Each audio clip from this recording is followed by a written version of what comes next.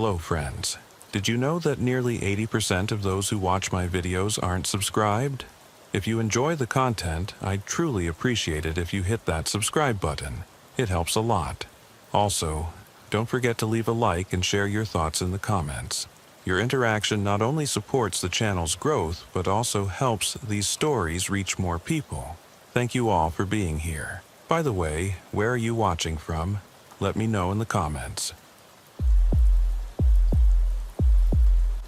I've never been one to believe in ghosts or supernatural happenings.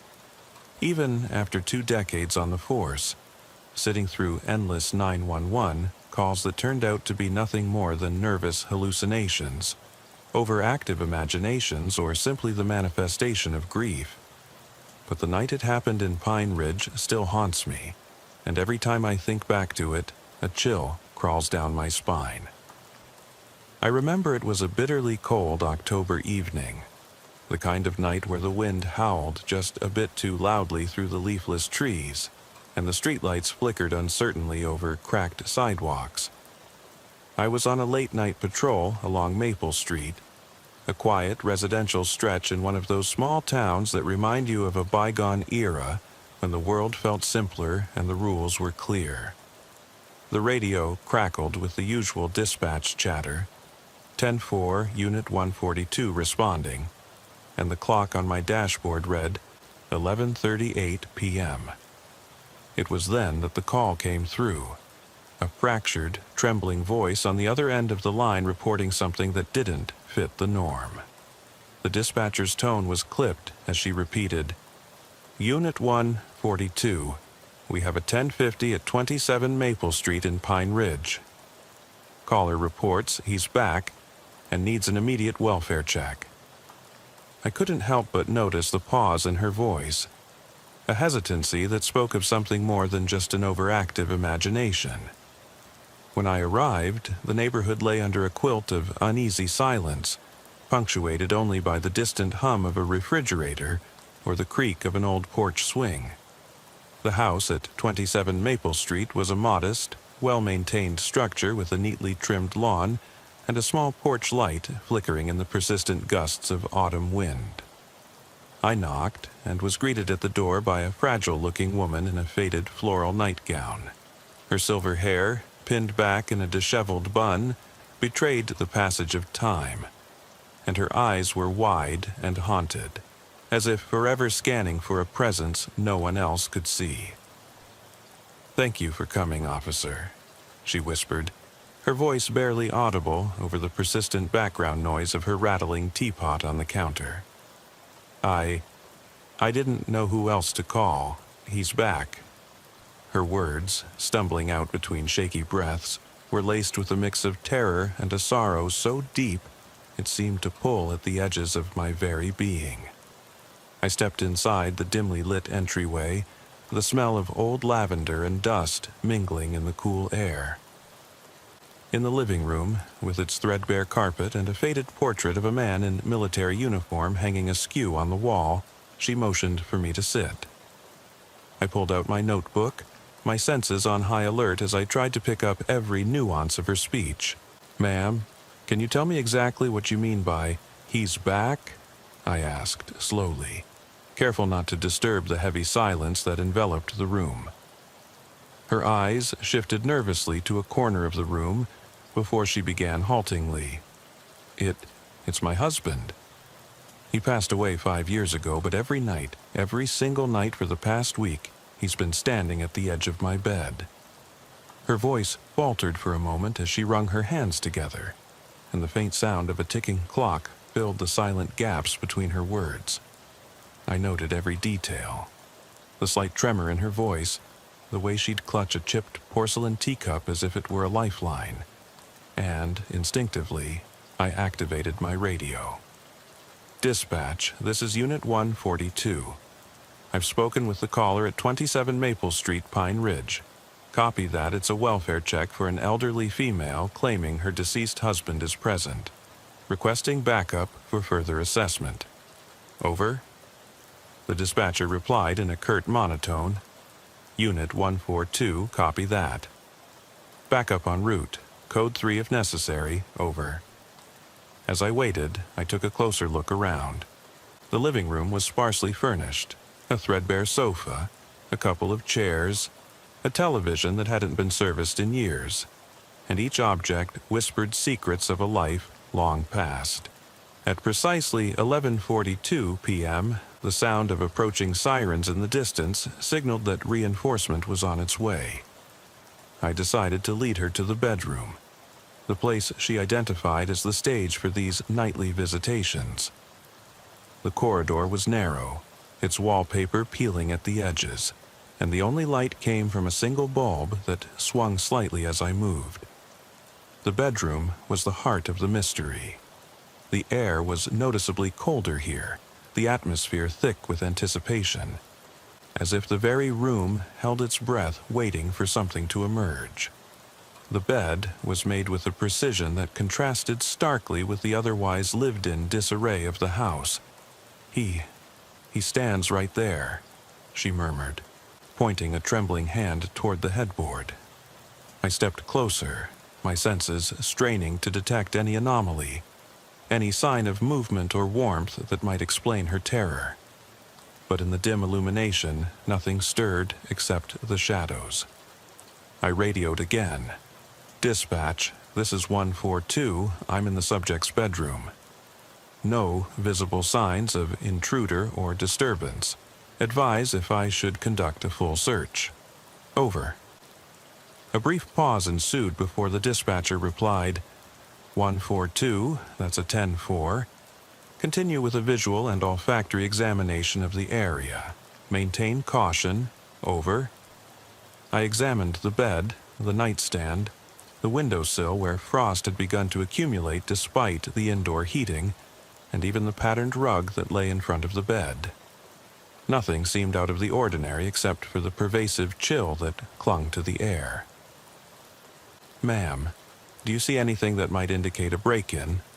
I gently asked, though deep inside I suspected the answer was far from simple. Her eyes, red-rimmed from tears, met mine, and she shook her head vigorously. "No, nothing," she said, as if trying to convince herself as much as me. I took down some notes, detailing every observation, down to the way the old analog clock on the bedside table ticked away the seconds, each one a reminder of time slipping by.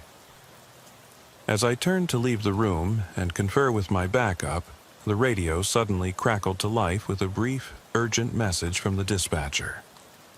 "Unit 142, be advised, subject's daughter, Tammy, is on her way to the residence.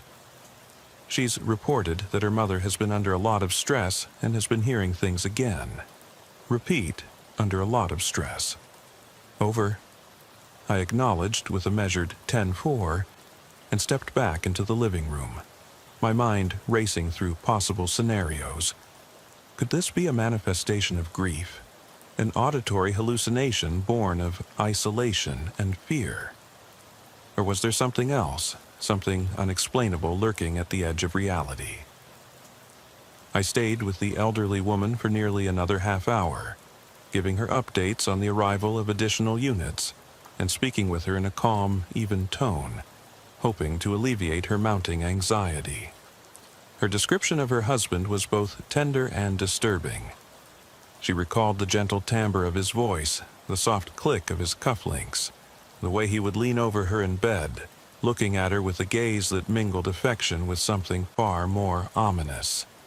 Each word she spoke was punctuated by the harsh sound of her own breathing, and each pause was a silent testament to the terror that had gripped her for days. When my partner finally arrived, a seasoned officer with a steady demeanor and a knack for piecing together the oddest of puzzles, I briefed him on the situation, and together we conducted a more thorough search of the premises. We followed every lead: the narrow attic, the creaking cellar, even the small porch area where the wind roared through gaps in the wood. Yet, despite our efforts, we found nothing that could explain her claims. I remember ending that initial visit with an unshakable sense of disquiet. As we drove away in our unmarked cruiser, the radio remained filled with scattered chatter, check-ins from dispatch, code updates, and even a brief, half-hearted exchange about the latest weather report. Outside, the temperature dropped even further, and I could see my breath in the beam of the dashboard light. The case was logged, the report written with painstaking detail, and promises made to follow up. Yet, as I sat in silence during the long drive back to headquarters, I couldn't escape the feeling that the night was far from over, that something more was lurking in the shadows of Pine Ridge. Backup units arrived, and canvassing began in earnest the following morning. The overcast skies offered little hope of sunlight breaking the oppressive gloom. I was on duty again that afternoon, dressed in my standard-issue blue uniform with a badge that seemed to weigh heavier that day, and returned to 27 Maple Street to check on the circumstances of the call, now that morning light had offered a harsher, clearer view of the scene. The house was eerily silent and abandoned in its own sorrow. The caller, Miss Carter, was found lifeless in her bed, her eyes wide in a frozen expression of both terror and resignation. A single handwritten note lay on the bedside table, its message chillingly succinct. "He's here for me now." For a moment, I couldn't breathe. I replayed her words in my mind, the tremor in her voice, the finality of the scene. The forensic team methodically combed the room for any evidence of foul play or intrusion, but nothing seemed amiss. The window was locked, the door showed no signs of forced entry, and yet the atmosphere was charged with a menace that defied logical explanation. In our debriefing, the sergeant insisted that I file a supplemental report detailing every nuance of that night. I sat there, recounting in measured tones the dispatch codes, the routine procedures, and the eerie, lingering presence I had felt in that cold bedroom. It was all written down meticulously, a record that would eventually become one of those cases that officers refer to in hushed tones when the night grows inexplicably still. I couldn't shake the growing obsession with finding answers. Over the next several days, I pored over every detail of the report, re-interviewed witnesses, and revisited the scene with an eye for something that everyone else had missed.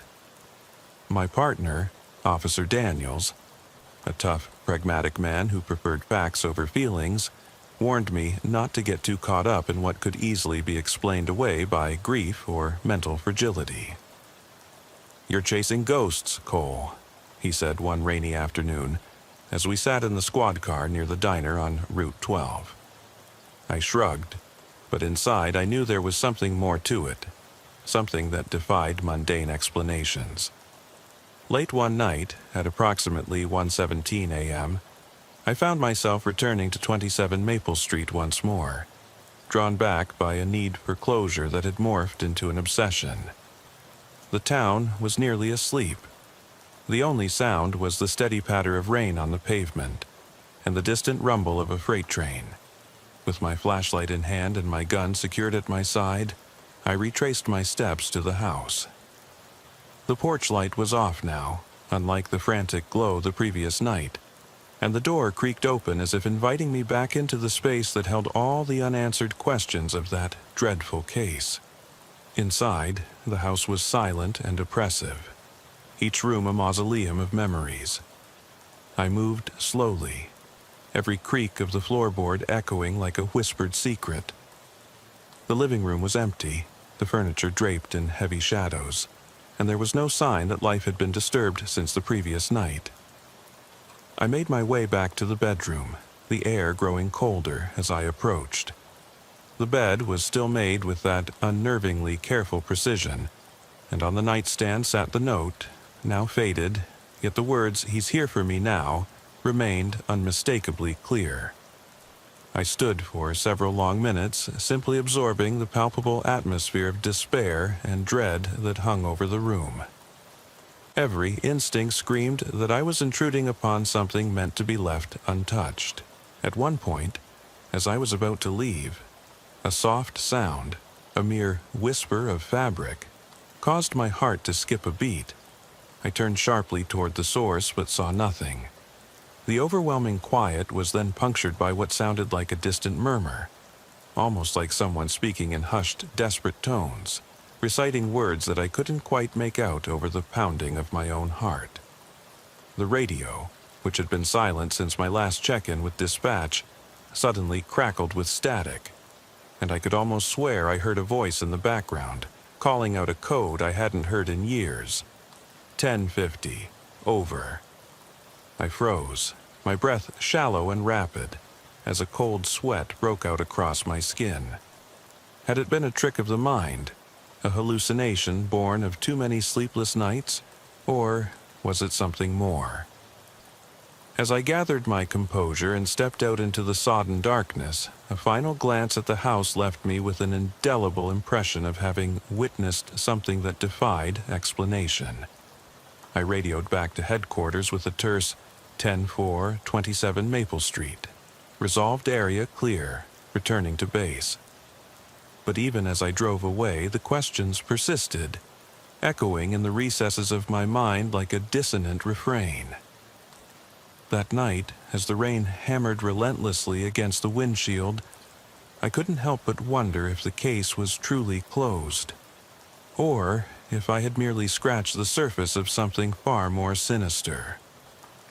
The days that followed were filled with a palpable tension that seemed to coalesce around every dark corner of Pine Ridge. I attended follow-up interviews, rechecked logs, and even sought out the daughter, Tammy, who had arrived at the home shortly after her mother's death. Tammy's expression was one of numb resignation, as if she had long since surrendered to the inexplicable fate that had befallen her family. Over a cup of weak coffee at the local precinct, she recounted her mother's increasingly erratic behavior in the weeks leading up to that fateful night. Mom would sit there for hours, staring at the empty space by her bed, she said in a monotone that made my stomach churn. She always said he was watching her. Always watching. Her words, spoken in such a flat, detached manner, only deepened the unsettling aura surrounding the case. My colleagues and I mulled over the evidence late into the night at the station, our weary minds grappling with the dual nature of what we had witnessed: the undeniable loss of a life touched by grief, and the inexplicable feeling of a presence that seemed too real to be mere imagination. I spent countless hours reviewing the video footage from nearby traffic cameras, scrutinizing every frame in the hope of finding something, a shadow, a flicker, that might validate Miss Carter's claims. But all I found was the lingering static of a cold, indifferent night, the sort that leaves you questioning whether the line between reality and the inexplicable has ever truly been drawn in stone. Every measured step, every whispered radio transmission, every cautious conversation between fellow officers became a fragment of a puzzle that refused to reveal its full picture. That sense of relentless inquiry, that drive to piece together every oddity of that long night in Pine Ridge, ultimately led me down a path I never intended to walk. A path where facts and folklore began to blur, and where the comforting boundaries of the rational mind gave way to a creeping dread that nothing in our blueprints of duty could ever fully explain. There's a memory I can't erase. Sitting in my patrol car in the dead hours of the morning after my third visit to the scene, my hands trembling as I recounted the details into my recorder. "This is Officer Cole," I began in a voice that wavered despite my resolve, "and I'm relaying what I witnessed at 27 Maple Street." The temperature dropped markedly inside the residence, and there was a pervasive chill that seemed almost deliberate, as if the space itself were aware of my intrusion.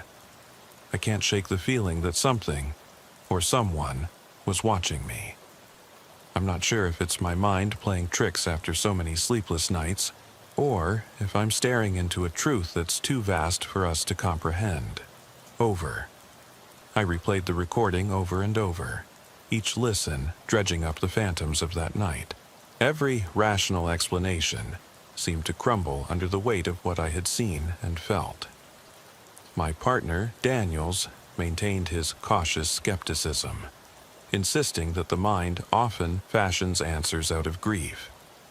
Yet even he could not deny the lingering unease that crept into his eyes whenever he mentioned that house. The case was eventually closed as a tragic instance of elderly distress compounded by severe mental strain, a conclusion that, while administratively neat, left an open wound in the collective memory of our department. The file was archived under Unresolved Occurrences, a small, unassuming folder that now sits on my desk as a permanent reminder of the night when reality itself felt unmoored. I tried to move on, immersing myself in routine calls and mundane cases, but the unease never left me. The whispers of that cold October night and the persistent echo of a code that shouldn't have been there continued to reverberate in the quiet moments between shifts. I've attended therapy sessions, had long conversations with colleagues about the metaphysical boundaries of our world, and even revisited my own records in search of anomalies that might parallel what happened at 27 Maple Street. But the truth remains as slippery as ever, a melding of loss, rumor, and something otherworldly that our standard investigative protocols simply can't measure. It wasn't until nearly a month later, on a gloomy, rain-soaked evening, that a new twist surfaced. The precinct's technician called me into his cluttered, dimly lit office, a space filled with outdated monitors and filing cabinets crammed with decades of case records. "Officer Cole," he said, his tone careful but excited, "I've been reviewing some old dispatch recordings, and I found something that might interest you." He played me a snippet of radio chatter dating back to the night in question. A few seconds of static interspersed with a hushed command, barely audible but unmistakably present. 10:50, over. I listened repeatedly, each playback sending shivers down my spine. How could that message have been broadcast if there was no one else on duty except the dispatchers, who were following strict protocols? The implication was unnerving. Someone, somewhere, had intercepted that code, or perhaps spoken it under conditions we couldn't fathom. That revelation ignited a new fervor in me, a determination to understand what lurked beyond our conventional explanations. I began to compile every scrap of evidence, every single detail from dispatch logs, body camera footage, and even statements from local residents who recalled a strange, foreboding presence near the house in the days following Ms. Carter's passing. The deeper I dug, the more the boundary between the tangible world and the realm of inexplicable phenomena blurred. There were whispers among retired officers of a similar incident decades ago, an occurrence involving an elderly woman in a remote area who claimed that her deceased husband had come back to watch over her, only for her to be found lifeless with a cryptic note left behind. Though such accounts were dismissed as folklore and the desperate fabrication of a fragile mind, the details bore uncanny resemblance to what I had witnessed. As I stand here now, recounting this story into the recorder with trembling fingers and a mind heavy with unresolved questions, I'm haunted by the cold truth that perhaps some mysteries are never meant to be understood. The case remains locked in that unyielding twilight between grief and the inexplicable, a stark reminder that even in our modern age, where science and procedure rule, there are depths of human experience that defy reason. That night in Pine Ridge wasn't just another call on my log. It was an encounter with the shadows that lingered just beyond the reach of our everyday understanding. An encounter that continues to whisper its unsettling refrain in the silence of my long, sleepless nights. And so, as the rain begins anew outside my window and I listen to the distant patter echoing through the quiet precinct halls, I'm left with a single, disquieting question. Was that night a tragic misinterpretation born of grief and isolation? Or did I truly glimpse something? someone, beyond the veil of life and death. The evidence is scattered like fragments of shattered glass, each piece a reminder that in the world of law enforcement, some calls aren't just about duty or protocol. They're about confronting a reality that is as hauntingly beautiful as it is terrifying. There are nights when I lie awake, the memory of that encounter replaying in my mind, and I wonder if I should ever have returned to that house in Pine Ridge. Each flash of memory is accompanied by the echo of that ghostly radio message, and the unmistakable chill that whispered, "He's here for me now." It lingers in my mind, a constant, inescapable presence, leaving me to question. In our line of work, when the darkness stretches long and the night speaks in codes, could it be that our world is not so neatly divided between the living and those who have passed on? I still don't have the answer, and sometimes I fear that some truths are better left unsaid, locked away in the silent corridors of a forgotten house on Maple Street.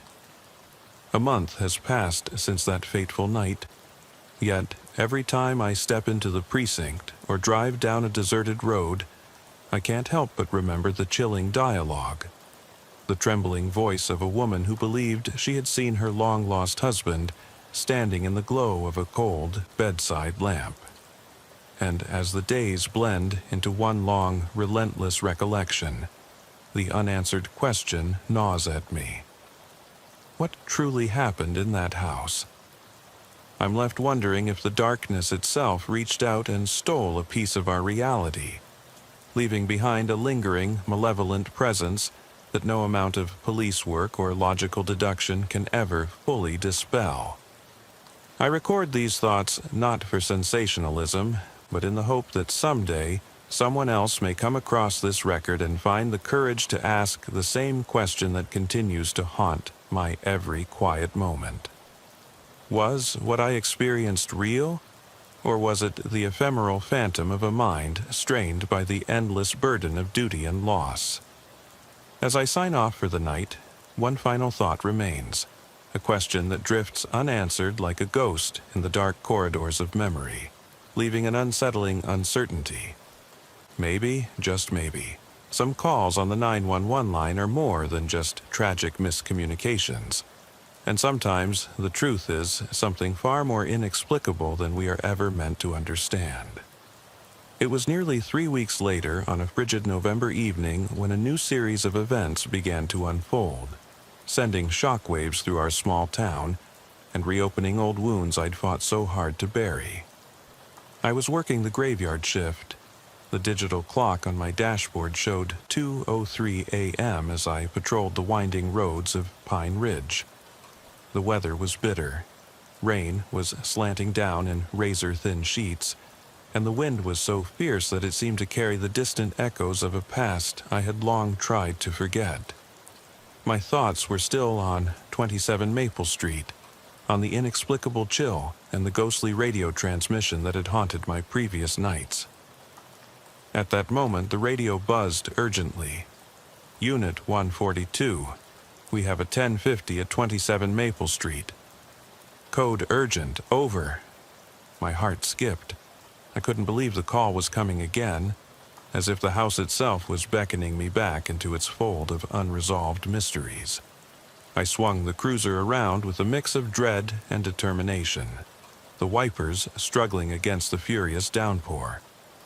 As I drove, I mentally reviewed every detail of the earlier encounter. The hurried interview with Miss Carter, her trembling admission, the unnerving silence that had followed my departure, and that ghostly command in the static. My partner, Daniels, had since been reassigned to a different shift after quietly expressing his concern about the toll the case was taking on us. Now, I was alone on this call. Alone with a duty that felt more like a personal summons. Pulling up to Maple Street once more, I noted that the house looked even more forlorn under the weight of the storm. The porch light, which had once sputtered with a dim, uncertain glow, was now completely off, swallowed by the deluge of rain. As I stepped out of the cruiser, the radio remained silent for a few agonizing seconds.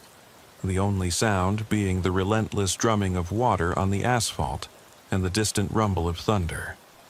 I adjusted my vest, checked my sidearm, and approached the front door with cautious steps, my footsteps echoing off the slick concrete. "Dispatch, this is Unit 142. I'm on scene at 27 Maple Street. Visual is unclear. Proceeding with caution." "Over," I murmured into the radio, my voice steady despite the turmoil brewing inside me. The door creaked open slowly when I knocked, and the interior of the house was shrouded in darkness. I fumbled for my flashlight, its beam cutting through the gloom in uneven, jittery sweeps. The silence was oppressive, broken only by the periodic hiss of wind seeping through ill-fitted windows and the drip of water from an unseen leak. I called out in a low, firm tone, "Hello? Is anyone here?" My voice was swallowed by the vast emptiness. A figure stirred in the far corner of the narrow hallway. A shape I first assumed was a trick of the light or a stray curtain flailing in the wind. As I approached, my mind raced with possibilities. Had I arrived too late to prevent another tragedy? Had the house become a beacon for something beyond human comprehension? I recalled the note from Miss Carter's final moments. A desperate, almost prophetic message left behind.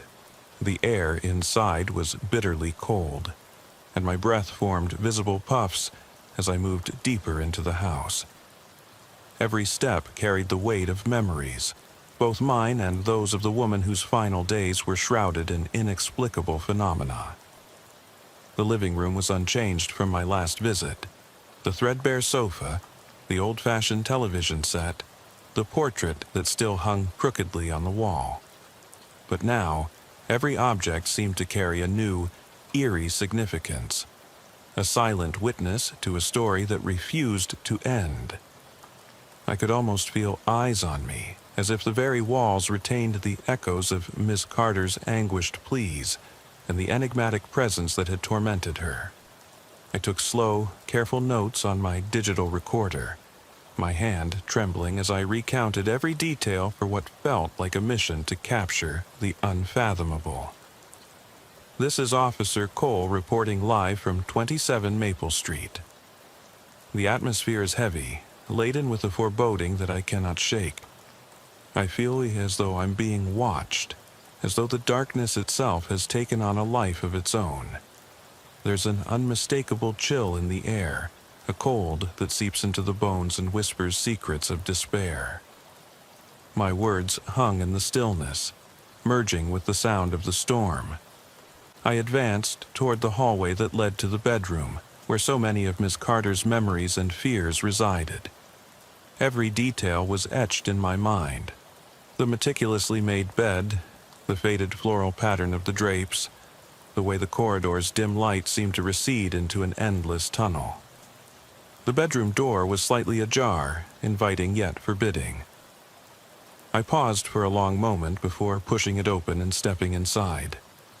The room was exactly as I had left it on that earlier night, cold, sterile, and pregnant, with a silence that screamed of a lingering presence. I advanced toward the nightstand where the note lay. As I reached out to pick it up, the hairs on the back of my neck rose in protest. The note, now even more weathered, bore the same chilling inscription in shaky handwriting. "He's here for me now." My mind reeled with conflicting emotions, duty, dread, and a deep-seated need to unearth the truth. In the periphery, I noticed something odd, a slight movement in the shadows near the window. I spun around, my flashlight beam dancing across the room in rapid, uneven arcs. For a split second, it seemed as though a dark figure had flitted behind the curtain, a figure that vanished just as quickly as it appeared. I called out once more, "Show yourself!" But the only response was the sound of the storm and my own labored breathing. In that charged silence, I reached for my radio to update dispatch, my voice barely keeping pace with the rising panic. "Dispatch, Unit 142 again. I'm in the bedroom at 27 Maple Street. I believe I detected movement near the window, requesting immediate backup for a continued scene assessment. Over. The reply was brief, a curt, measured 10-4, Unit 142. Additional units en route. Stand by and maintain safety protocols. Over. Yet, even as I waited, every instinct in me screamed that I was no longer alone in that haunted space. I began a meticulous re-examination of the room, running my gloved fingers over the surface of the nightstand, checking behind the mirror, the closet door, and even the baseboard where creaks and whispers seemed to emanate from unseen corners. With each step, I felt a suffocating pressure build, as though the room itself was converging, closing in. The storm outside had reached a crescendo. The wind howled, and the rain lashed out in relentless fury, punctuating the isolation of that eerie domicile. I could almost feel the spectral weight of an unseen presence observing me, its gaze heavier than any human's could be. Then, amid that mounting terror, I heard it. A faint, almost imperceptible sound that resembled a sigh, or perhaps the murmur of a conversation too distant to decipher. It came from near the bed where I had last seen the note. I crouched and steadied my breathing, the tension in my muscles taut like piano wires. The recorder in my hand continued to capture every nuance. The low murmur of the storm, my own shallow breaths, and that elusive sound, as if someone or something were speaking just beyond the reach of normal hearing. "He's here for me now," the note insisted. And now the room itself seemed to echo that sentiment in a whisper that vibrated in my very bones. I don't know how long I stood there, frozen in time and terror, but eventually the sound faded, leaving behind an oppressive silence that resonated with unanswered questions. I left the room, my mind reeling and my senses on high alert, stepping back into the corridor where the weight of every unsolved mystery pressed in around me. In that moment, with the storm raging outside and my heart pounding in my ears, I felt an overwhelming realization. The events at 27 Maple Street were far from a simple case of elderly delusion or grief-induced hallucination. Something far more complex, something that defied the neat categories of police reports and forensic analysis, had woven itself into the fabric of that house, and perhaps into the very soul of Pine Ridge. I returned to the cruiser with a heavy heart and an even heavier duty to relay the events as they unfolded, to document every chilling detail for a case that, by all rational accounts, should have been closed weeks ago. My report was filled with standardized language. No signs of forced entry, no evidence of physical disturbance, and yet a pronounced sense of an intangible presence. But even as I filed it, I knew that no matter how meticulously I cataloged every observation, or how rigorously I adhered to standard police protocols, the case would forever elude definitive explanation. Back at headquarters that night, I sat in a cramped interrogation room turned makeshift evidence lab, replaying the recordings and cross-referencing the dispatch logs. The station was nearly empty at that hour, a few officers huddled over coffee, and a waning sense of fatigue filling the air.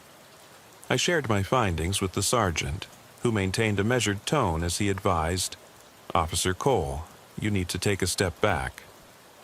Sometimes the mind plays tricks on us, especially after prolonged stress. I tried to argue that it wasn't just stress, that the evidence, the inexplicable radio transmission, the presence I felt near the window, pointed to something otherworldly. But the sergeant's eyes, reflecting years of experience and many unsolvable cases, simply said it all without words. Some mysteries have no answers that fit neatly within our standard protocols. I spent the remainder of the night reviewing witness statements, dispatch logs, and even local historical archives. There were records, older, nearly forgotten records, of similar occurrences in remote pockets of America, cases dismissed as mere urban legends. These accounts described hearing phantom voices, experiencing an unexplainable drop in temperature, and feeling an overwhelming, inexplicable presence in homes left behind by those who had suffered immense loss. The parallels with the events at Maple Street were too stark to ignore. I documented everything: names, dates, details, all interwoven into a tapestry of grief, loss, and the uncanny boundary between our world and whatever lay beyond. As dawn approached and the storm finally began to subside, a new record was added to my growing dossier of the inexplicable. I left the station with a mind full of questions and a heart burdened by the realization that the darkness I had encountered that night might be something not easily cast out by the bright light of day. The silence of Pine Ridge, with its familiar streets and weathered homes, now carried an undercurrent of despair and mystery that I knew would forever change the way I saw the world. Even now, I record these events in the quiet moments after a long shift, when the world seems to pause and the only sound is the steady tick of a clock marking the passage of time. I wonder if I'll ever be free of the questions that plague me, if I'll ever be able to forget that ghostly code crackling in the static, or the glimpse of a figure in the corner of my eye urging me to uncover truths that were never meant to be known. As I sign off this entry, I'm left with that disquieting thought, a thought that echoes in every silent moment, every rainy night on a deserted street. What if some calls on the 911 line are not merely accidents of the mind, but doorways to a realm where grief, loss, and the inexplicable coexist in a state of perpetual unrest? In the weeks that followed, the case of 27 Maple Street began to seep into every corner of our lives, infiltrating the mundane rhythms of daily duty with an unrelenting sense of dread and uncertainty. Pine Ridge, a town long accustomed to the predictable cadence of small-town life, now seemed cloaked in a persistent aura of foreboding. I found myself haunted by the fragmented memories of that stormy night, the low murmur of a voice just beyond the reach of reason, the cold, unwavering presence that seemed to linger long after the storm had passed. At the precinct, as I sat across from Detective Harris, a grizzled veteran with deep lines etched into his face from decades of witnessing humanity's darkest moments, we delved into the minutiae of the case once more. "Officer Cole," Harris began in a rough, gravelly voice, "I've gone over every scrap of evidence you submitted. The scene, the dispatch logs, even that damn radio transmission. There's something in your report that I can't put my finger on." His eyes, sharp and unyielding despite his age, locked onto mine. It's not the usual kind of grief-fueled delusion we see in these cases. There's a resonance to it, a repetition of details that suggest this may not be an isolated incident.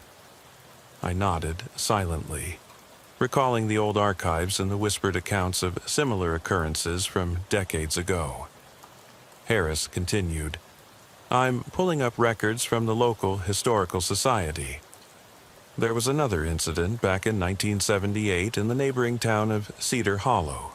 An elderly woman, a similar note, inexplicable phenomena.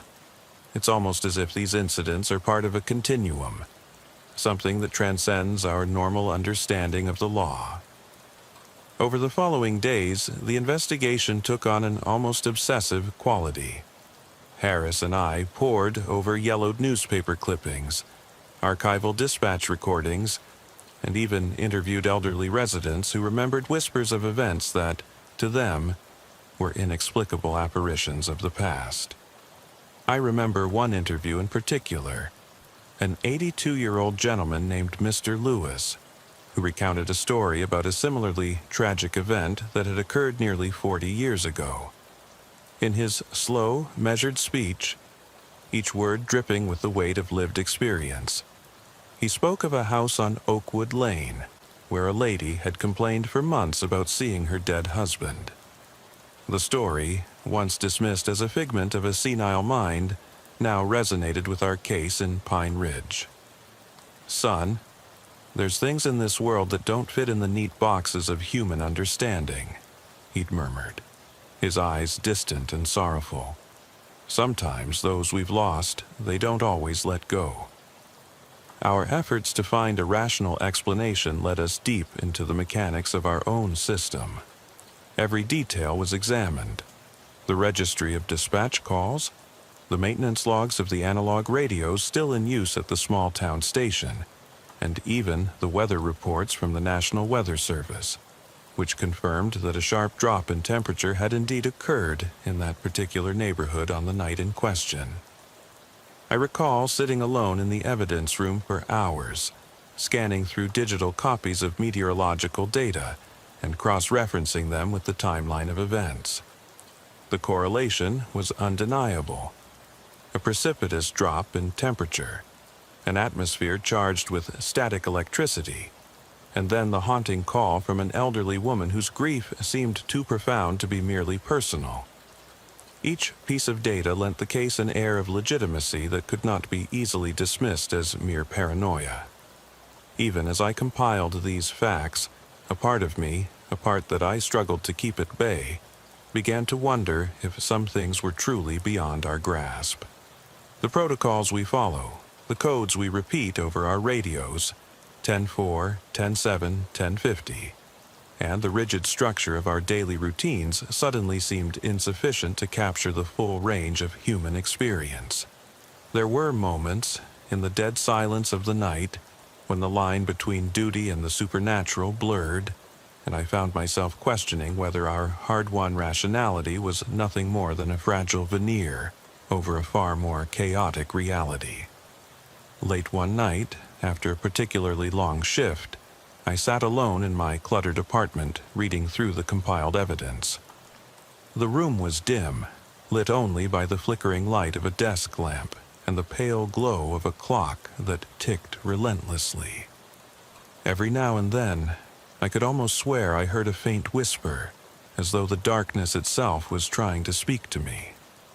I recorded my thoughts on my digital recorder, my voice barely steady as I said, "This is Officer Cole, and I'm beginning to think that maybe we're dealing with something that defies conventional explanation. The evidence, while rooted in fact, also suggests an element, a presence, that seems to stalk the edges of our reality.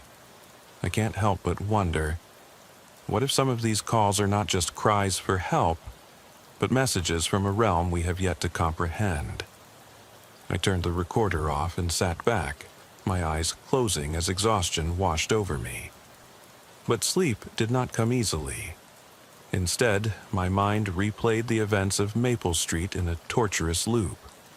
A never-ending montage of whispered commands, cold touches of unseen hands, and the incessant echo of that final, bone-chilling note.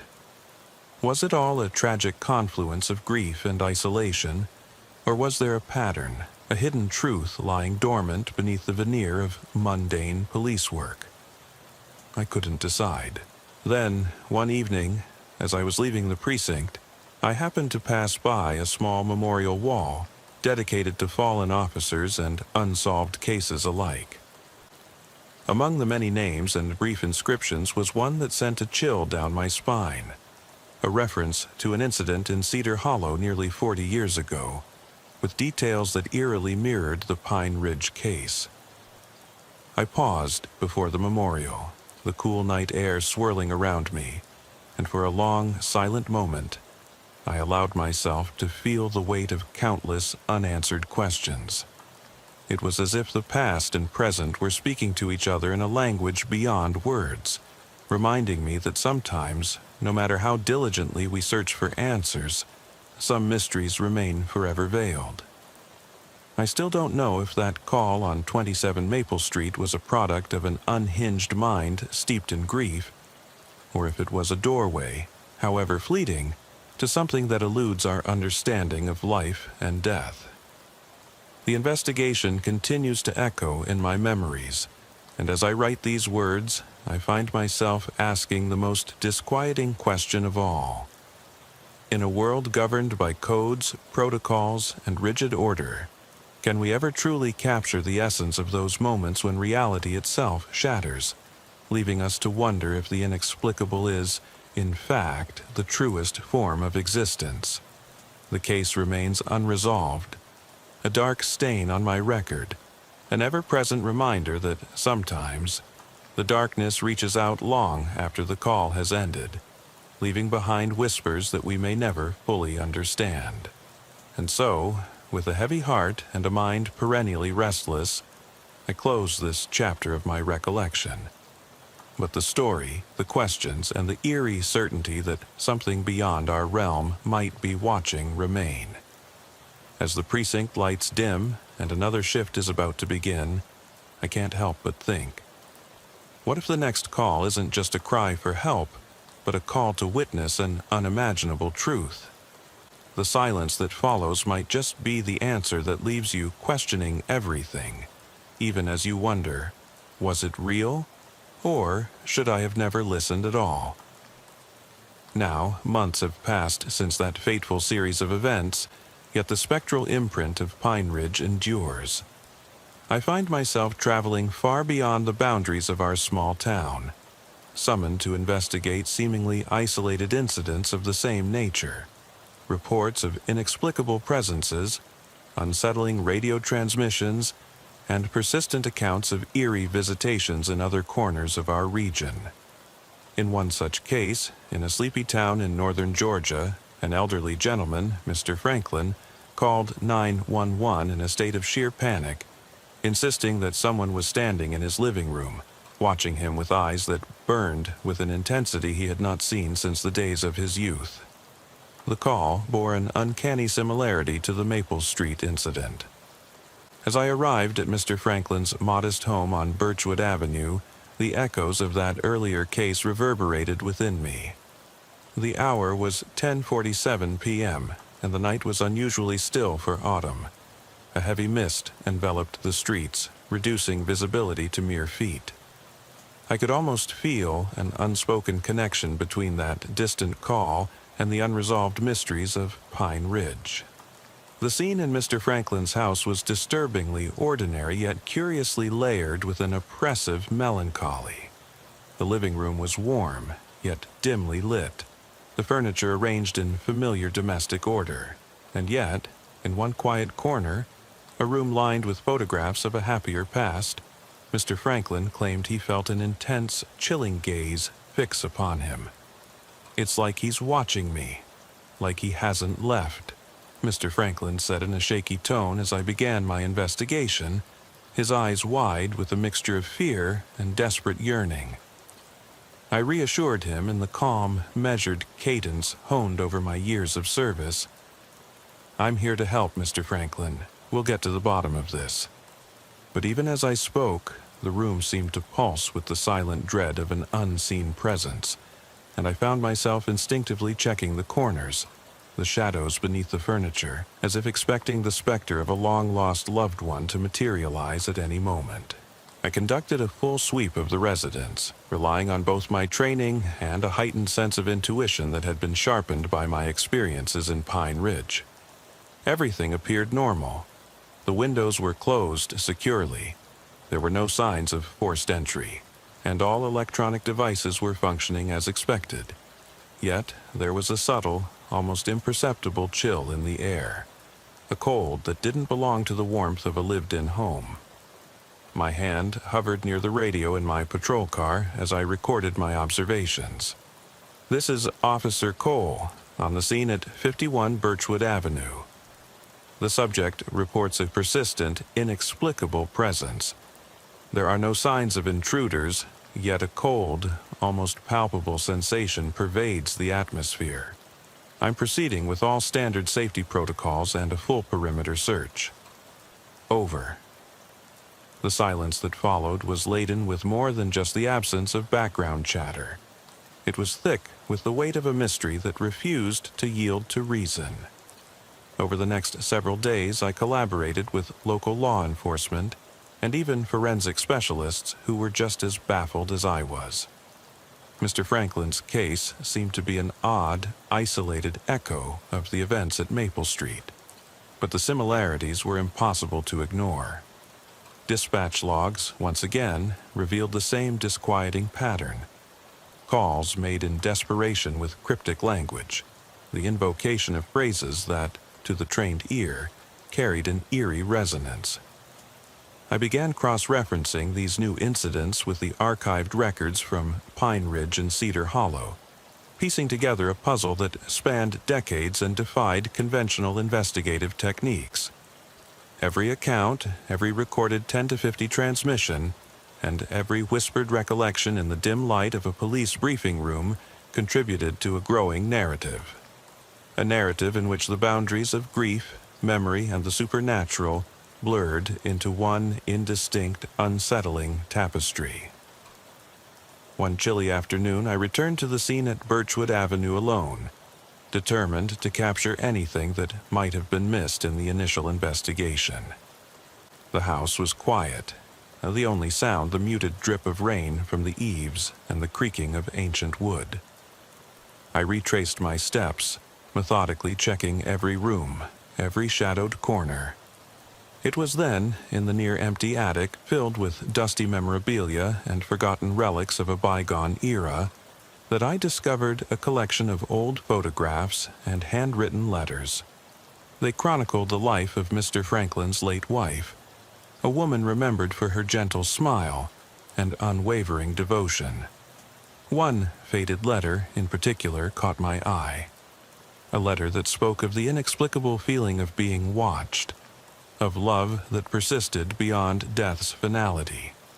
The handwriting was delicate, each stroke imbued with both longing and a foreboding sense of inevitability.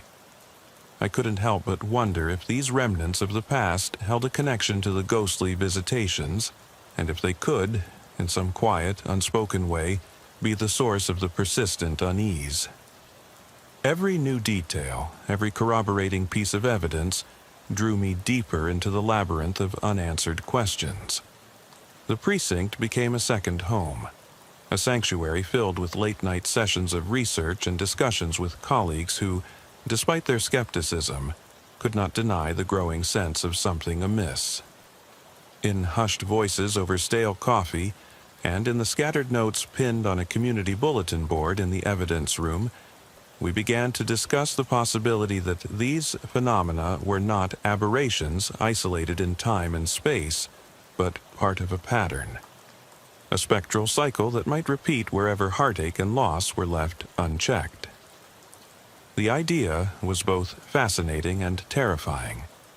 A notion that some forces in our world were drawn to the despair of the lonely and the grieving, manifesting in ways that not even our most rigorous protocols could capture.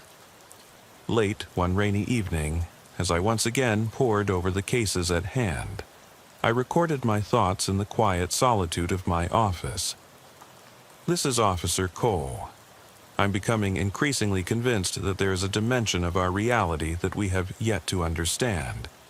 A realm where the echoes of those we've lost persist, influencing the living in ways that are as subtle as they are profound. The cases I've been involved with in Pine Ridge and Birchwood are not isolated incidents, but fragments of a larger narrative. I still struggle to reconcile the clinical nature of my training with the visceral, inexplicable experiences I've encountered in the field. Yet, every piece of evidence, every whispered radio code, every flicker of movement in the darkness seems to confirm that when grief takes hold, it can bend reality just enough to let the past seep through. Even now, as I sit in a quiet room, illuminated only by the soft glow of a computer screen and the steady hum of a desk fan, those words echo in my mind. A perpetual reminder that some mysteries are too vast, too deeply interwoven with our human experience, to ever be fully understood.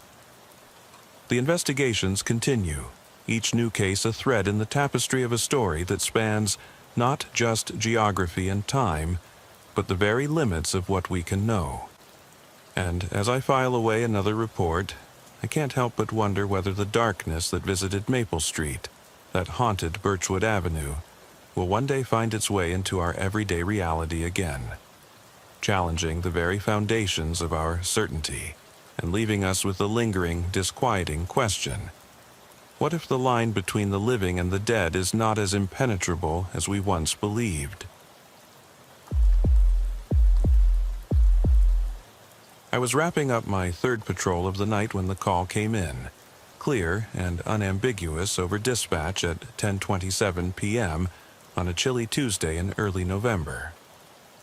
I remember the crackle in the radio as my partner, Officer Daniels, advised, 10-4, Enfield Precinct, ETA 2 minutes. I parked my cruiser on the quiet suburban street off Maplewood Avenue in Cedar Ridge, a modest town where every house boasted neat lawns and trimmed hedges. The address was 1423 Willow Lane, an unassuming home that, on any other night, would have blended into the peaceful tapestry of the neighborhood. But tonight, its tranquility was shattered by an unnerving 911 call, a report from a middle-aged man named Jason Miller. The call log had already been detailed. Jason had reported strange, deliberate footsteps echoing from his attic, accompanied by unexplained whispers that sent shivers down his spine. I pulled on my light jacket and radioed in a quick 10-7 to let dispatch know I was en route. The air was thin, and the mist clung to the pavement as I hurried toward the entrance. I still recall the piercing sound of my own heartbeat as I approached the porch, where Jason, jittery yet composed, greeted me with a nod and a forced smile that didn't quite mask his inner tension. "Officer, thank you for coming," he said in a voice strained with apprehension. His casual, everyday attire stood in stark contrast to the palpable fear etched on his face. Inside, the house exuded an eerie calmness. The decor was classic Midwestern suburban, warm but ordinary. As we moved through the dim hallway, the bland hum of an old refrigerator and the distant tick of a clock filled the silence, intensifying the tension with each step. "Ma'am, I'm just going to check the attic," I explained gently as Jason trailed behind, his eyes darting nervously. I couldn't help but notice how even the soft hum of his electric heater seemed off-key this evening. I pressed the call button on the narrow panel beside the stairs, announcing over my radio, "Dispatch, I'm in the residence and heading to the attic." "Copy?" The static returned a measured 10-4, officer, and I slowly opened the pull-down ladder. Climbing up, my flashlight beam danced over exposed beams and piles of stored boxes long forgotten. The attic was vast, yet disconcertingly still. Layers of dust stirred by my footfalls hinted at a space left undisturbed for years, except for one anomaly. Etched faintly on the dust-covered floor were footprints, irregular and deliberate, leading toward a cluttered corner obscured by old cardboard boxes and antique furniture. Near these prints was a makeshift altar. A ring of half-melted candles encircled an overturned wooden crate. On it lay a bundle of weathered animal bones, a rusted key, and, most disturbing of all, a faded photograph of Jason, crudely defaced by deep, violent scratches. 10-4, dispatch. I'm seeing something here that's not just a case of a prowler. Over, I murmured over the radio, my voice barely steady. Each word was weighted with the unnerving realization that this wasn't a mere prank, but an ominous message deliberately left for Jason. I remember pausing there, breath catching in my throat as the oppressive silence of the attic pressed in.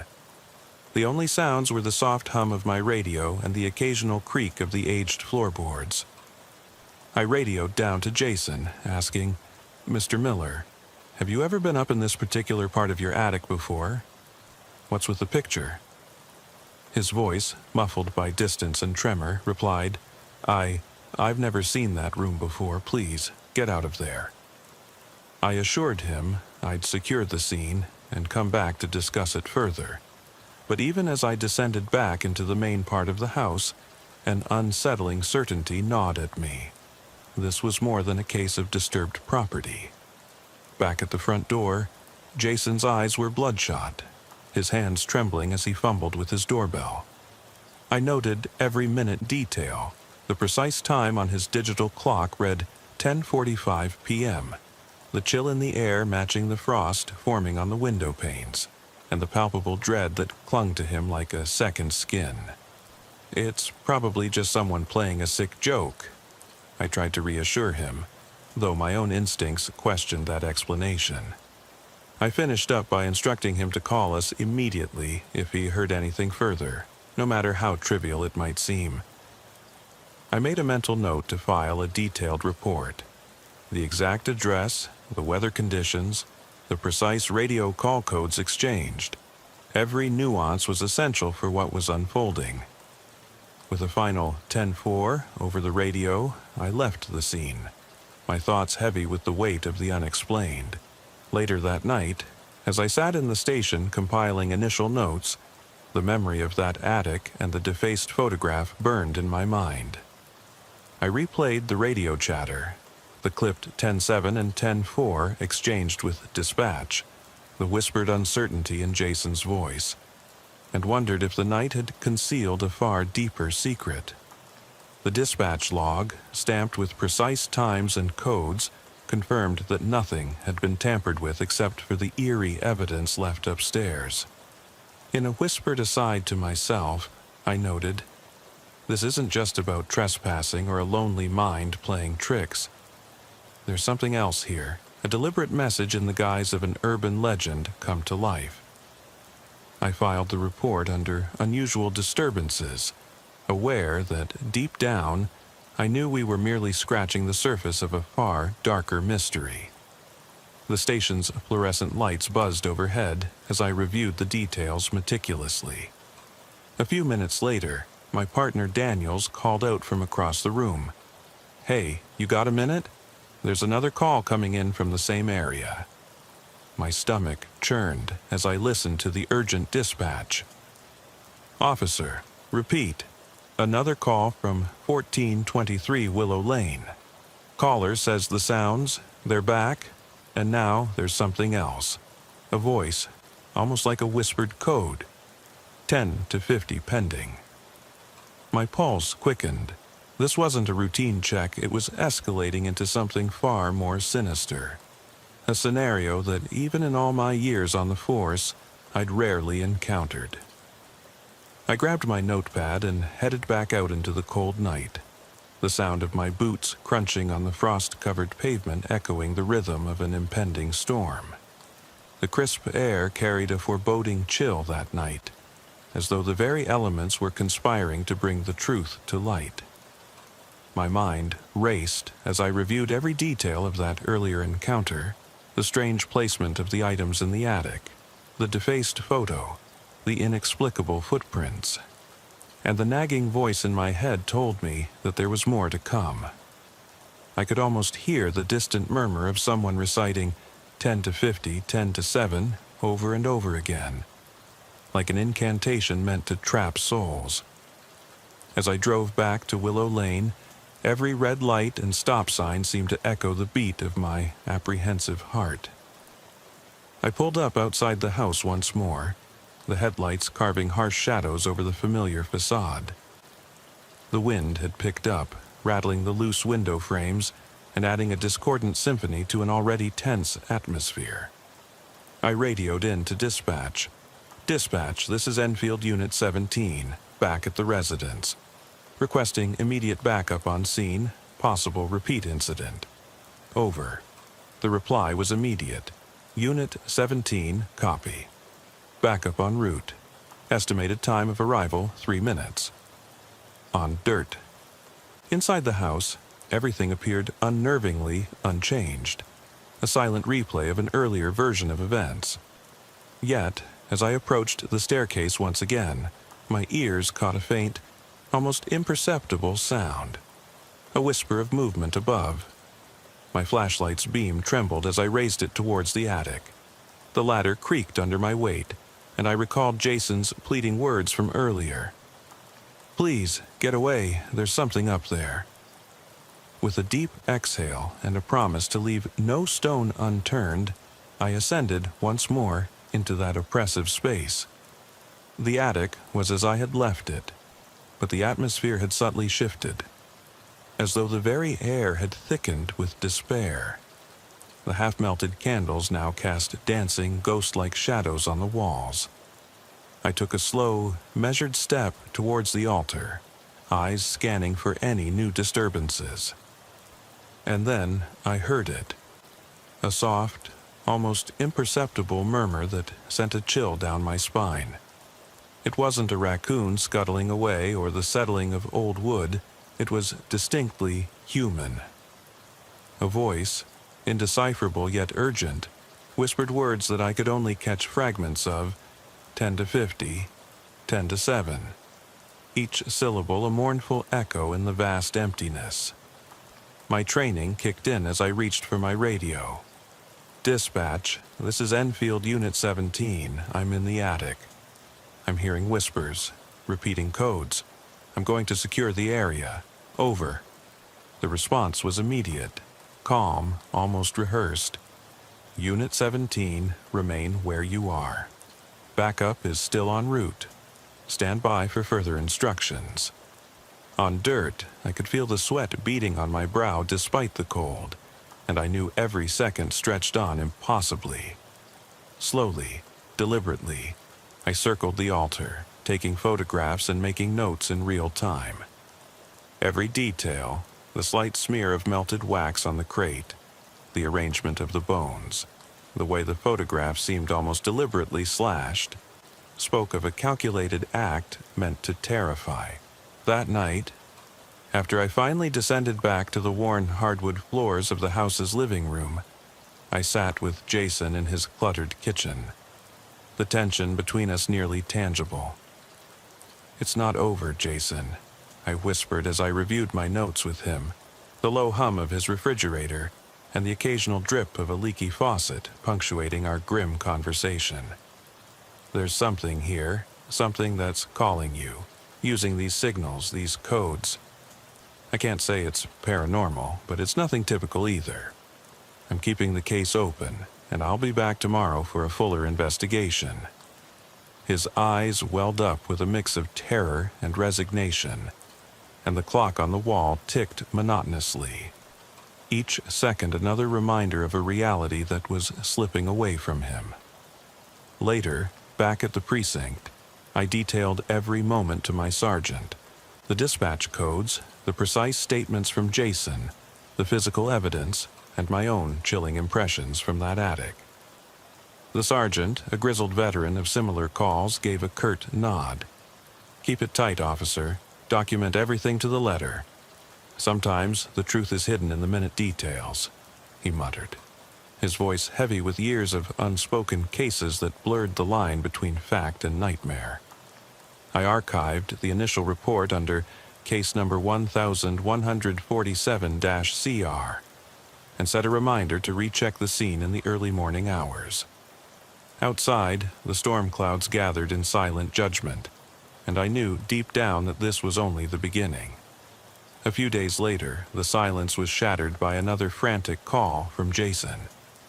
It came in just past midnight, his voice cracking with desperation as he stuttered, "They're back, officer, the footsteps, and now there's something else, a whisper. I think it said my name." I could hear his labored breathing, interwoven with the soft, eerie tapping of a clock somewhere in the background. 10-4, Jason," I replied in a low, measured tone, trying to mask the rising dread in my own voice as I radioed in. "Dispatch, this is Unit 17. We have a reoccurrence at 1423 Willow Lane. Requesting immediate medical and investigative backup. Over." The response was instantaneous, a flurry of static codes, and the reassurance of additional units en route. I grabbed my gear and headed out, my mind racing with possibilities that no training could fully prepare me for. I arrived to find Jason standing at his front door, his hair mussed by distress and eyes wide with terror. The scene was charged with an intensity that night. A heavy rain had started, drenching the quiet street and adding a chaotic rhythm to the ambient whispers I had heard before. "Officer, please, get inside, they're here," he pleaded, voice quavering as he fumbled with the door. I stepped in first, scanning the perimeter. The house was silent except for the sound of rain battering the roof and the intermittent crackle of the radio. "Stay here, Jason, I'm heading upstairs," I instructed firmly as I ascended the staircase once more. Back in the attic, the scene was unchanged in its bizarre arrangement, yet the oppressive atmosphere was nearly suffocating. I cautiously approached the altar again, my flashlight struggling against the dense darkness. The murmur, the same dissonant refrain of 10 to 50, 10 to 7, had returned with renewed urgency, almost as if it were chasing me. Every step, every breath, was measured and deliberate, my training on full alert. I radioed in once more. "Dispatch, I'm in the attic again. The whispering sound has intensified. I'm marking the exact location. Over." A pause, then the calm voice of dispatch answered. "Copy that, Unit 17. Backup is on scene. Remain stationary and do not disturb anything." I scanned every inch of the room, my eyes darting from the altar to a darkened corner behind a pile of old cardboard. Something moved, a fleeting shadow perhaps. I could not be sure, but I felt the sinister presence of an observer. The oppressive silence was shattered by the sound of hurried footsteps outside, and I froze as the beam of my flashlight settled on a narrow gap in the wall, as if it were a secret passage. It was in that moment that every rational explanation melted away, replaced by a raw, visceral fear. I documented every detail, the scorched smell of candle wax, the humidity clinging to the decaying wood, the almost imperceptible scratching of a window in the distance. And then I heard it clearly. A slow, deliberate knock on the attic door from within the darkness. My heart pounded as I reached for the radio. "Dispatch, I'm hearing knocking inside the attic." I repeat, there's someone knocking from the dark area. A brief pause followed, then static, and finally the familiar reply. "Unit 17, maintain your position. Do not approach further until backup arrives." On Dort, I hesitated only momentarily before retreating back down the ladder, the memory of that knock engraved in my mind. In the cool, stormy living room below, I found Jason huddled in a corner, muttering in disbelief. I told you it wasn't just in my head," he whispered with trembling conviction, the rain now masking his words in a steady, ominous cadence. That night, as I left the scene, I couldn't shake the feeling that a malignant force had been set in motion, a force that defied rational police procedure, one that would haunt both of us for months to come. Back at the station the following morning, the case file had grown disturbingly thick. I meticulously transcribed my notes, detailing every radio call, every observed shadow, every whispered code. The evidence was neatly logged under Case Number 1, 1147-CR, with timestamps noting 10:27 p.m., 10:45 p.m., and then that harrowing midnight call. My partner Daniels and I reviewed the official protocols for domestic disturbances with unknown origins, cross-referencing every minute detail with standard procedure handbooks and internal investigation guidelines. We spoke with the sergeant, who in his gruff yet concerned tone remarked, "Officer, sometimes these calls aren't just about intruders. They can be manifestations of something we can't neatly file in your usual reports." His cryptic statement chilled me to the bone. I wasn't entirely sure what he meant, but the intensity of the unfolding events left little room for simple explanations. The morning light was weak and gray as I drove back to Willow Lane for a follow-up investigation. The air was damp, and a persistent drizzle had replaced the earlier downpour, lending an eerie calm to a place that had witnessed so much despair the night before. I interviewed neighbors discreetly, collecting fragmented anecdotes that painted a disturbing picture. Whispers in the night, fleeting glimpses of figures that vanished when approached, and a persistent sense that something malevolent lurked in the shadows of Cedar Ridge. One elderly neighbor, Mrs. Carter from the block, recounted with a shaky voice, "I heard them, soft footsteps and a strange humming. It wasn't like any normal sound I've heard in all my years here." Her words, unadorned with exaggeration, added a layer of grim authenticity to the case. I returned to the scene, not as a lone investigator but accompanied by a small team. Detective Ramirez, a seasoned veteran known for his meticulous attention to detail, and Officer Lee, whose calm demeanor under pressure often balanced my own rising panic. We rechecked every inch of the property, focusing once more on that attic, which now seemed less like an isolated room and more like a crypt holding secrets that defied explanation. Each of us took turns recording observations, occasionally pausing as if the very walls might whisper untold stories.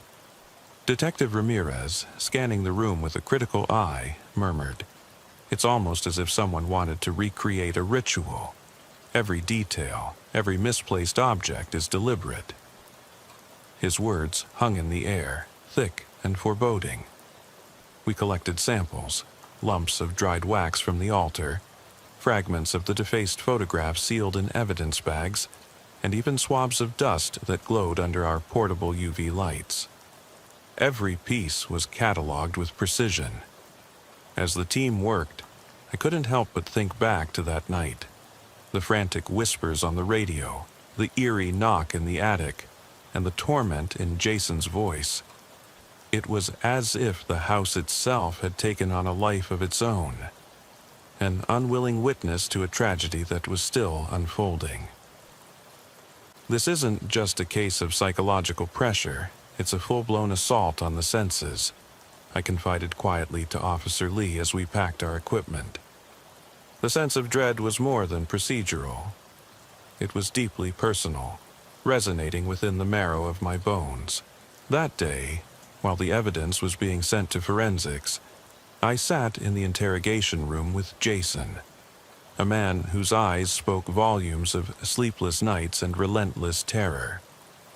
His voice, subdued and steady, recounted the incidents with a haunting clarity, the unmistakable sound of his name being whispered, the soft rhythm of footsteps that no one could account for, and the palpable presence of an unseen entity that seemed to feed on his deepest fears. "I'm not making this up," he pleaded, his hands shaking as he clutched a frayed blanket.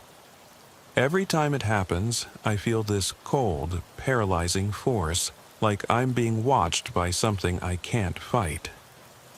I pressed him gently for every detail. The exact time the whispers began, the nature of the voices, the objects he might have disturbed in his frantic attempts to flee. His answers were measured, the kind of responses one gives when the line between reality and nightmare blurs. It started innocently enough, like a creak or a gust of wind, he said slowly. But then it became something more. It was as if I was living through a reenactment of my worst fears every time I went up there. His voice broke at the final words, a sound that echoed in the sterile quiet of the room. By the end of the day, with the evidence securely in hand and the investigative team exhausted, yet determined, I filed the final report for that phase of the case. I knew that the deeper we delved into the incident at 1423 Willow Lane, the more we would unearth complexities that defied conventional logic. The case had already begun to etch itself into the annals of unsolved mysteries, a case that would eventually disturb even those hardened by years on the force. As I closed the file for the day, I couldn't help but cast one last lingering glance at the photograph of Jason's defaced visage. wondering what dark force had orchestrated this torment and whether it would ever be laid to rest. In the ensuing days, as I tried to find solace amid stacks of paperwork and late-night case reviews, I began noticing details that threatened to blur the lines between evidence and an all-consuming nightmare. Late at night in the station's break room, while sifting through the forensic notes, I recalled a conversation with a retired detective who had once encountered a similar case. A case dismissed as mass hysteria, until unexplained accounts of spectral occurrences forced a reconsideration of what was deemed possible.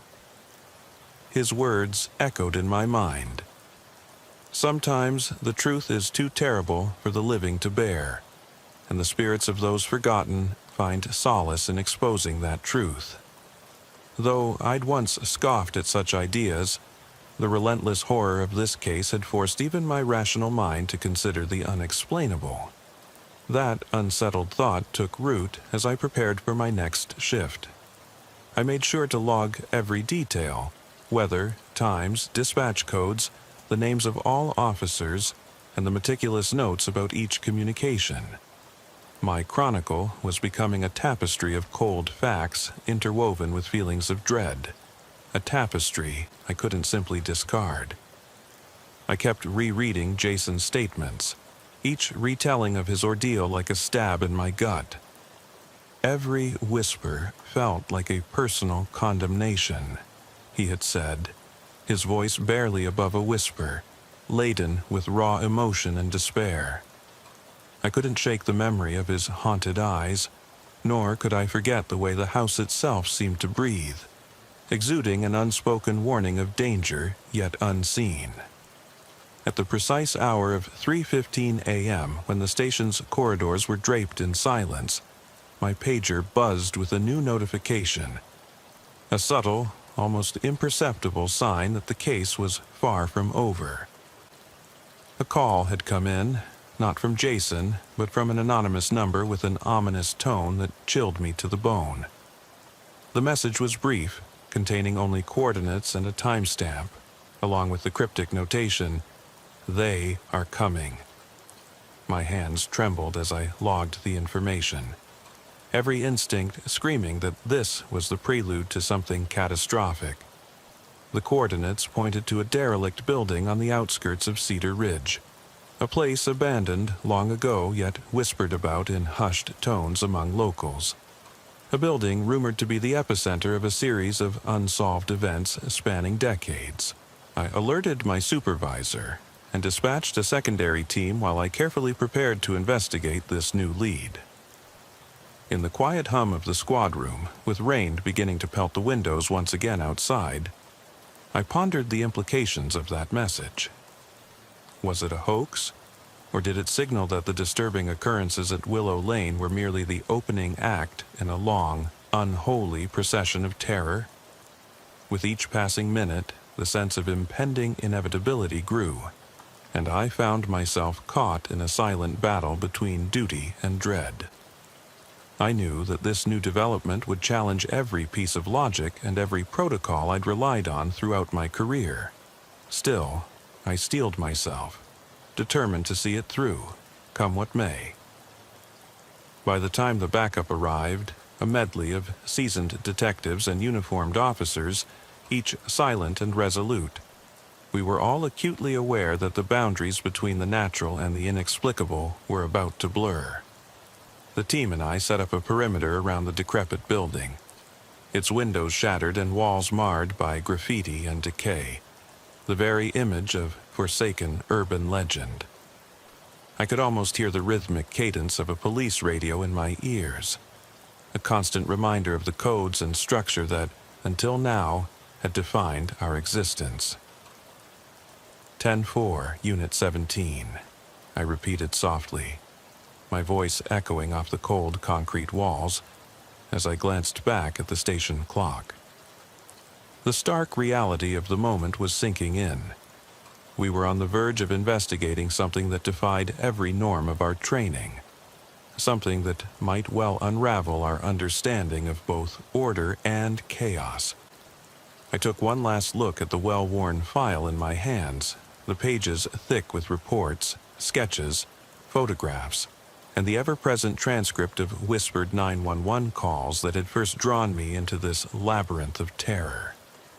Every detail had been logged meticulously, every code and timestamp noted in the margins with surgical precision. I couldn't help but wonder if, somewhere in the tangled web of radio chatter, there lay a hidden message, a secret intended for only the initiated, a warning from beyond our ken. As we moved toward the building, our flashlights cutting through the oppressive darkness, I braced myself for whatever awaited us inside. The line between rational police work and an unspeakable nightmare was perilously thin, and I knew in my core that by the end of this night nothing would ever be the same. Even now, as I recall that night in the precinct, the hushed whispers in the corridors, the constant, unyielding pressure of unanswered questions, I remain unsettled. The case of 1423 Willow Lane, punctuated by coded cries and haunted silences, was no longer just another entry in my logbook. It had become a part of me, an indelible mark on my soul, a reminder that sometimes the truth is stranger, and far more terrifying than any fiction we dare to imagine. I've seen plenty in my time on the force, but nothing compares to the relentless dread that clings to you when the evidence seems to whisper of forces beyond our control. The investigation continued, each day unveiling more questions than answers, until one final call brought everything full circle. A call that would force me to confront the unthinkable, and forever change the way I understood the thin veil separating our reality from something far darker. The voice on the other end was barely a whisper, laced with despair and resignation. "They've taken her, officer. They said it's all over," it rasped, almost as if the words were coming from someone long dead. I raced to the hospital where Jason had been admitted days earlier, only to find him in a state far worse than I'd feared. His once steady heartbeat was now erratic, his body emaciated under the harsh fluorescent lights of a sterile emergency room. As I sat by his bedside, the doctors conferring in low tones about his deteriorating condition, I couldn't help but see the evidence of something far more malignant than any physical ailment. His eyes, once clear and alert, now reflected a terror that spoke of encounters with an unknown entity, a force that had stripped him not only of his health but also of his will to fight. In the hospital corridor, I exchanged terse words with the attending physician. "No physical cause can explain this decline," he confided, shaking his head. "He's in shock, maybe even something neurological we can't pinpoint." I listened, frustrated by the inability of modern medicine to address the intangible terror that had taken root in Jason's life. The whispers on the radio, the knock in the attic, every piece of evidence pointed to a sinister design, a design that was as methodical as it was malevolent. Amid the sterile beeps of monitors and the murmur of well-meaning colleagues, I wrestled with a gnawing question. Was this the work of a disturbed mind, or was something else, something otherworldly, at play? That lingering question was only partially answered that fateful night when a forensic analyst came into the room with a single, chilling observation. "Officer," he said quietly, handing over a freshly printed report, "we found traces of an unusual substance on the defaced photograph and near the altar. It's not something we typically see, a compound that reacts as if it's absorbing electromagnetic energy, almost like it's alive." His eyes met mine, and in that moment, the sterile clinical setting melted away, replaced by the cold, unforgiving reality of forces beyond our comprehension.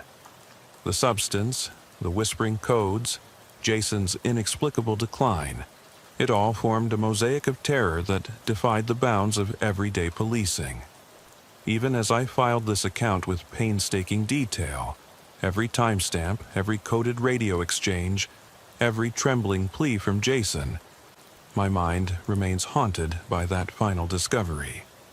The subsequent investigation yielded no concrete leads, and the trail eventually went cold, leaving behind only cryptic photographs, unsettling samples, and the perpetual echo of those ghostly codes.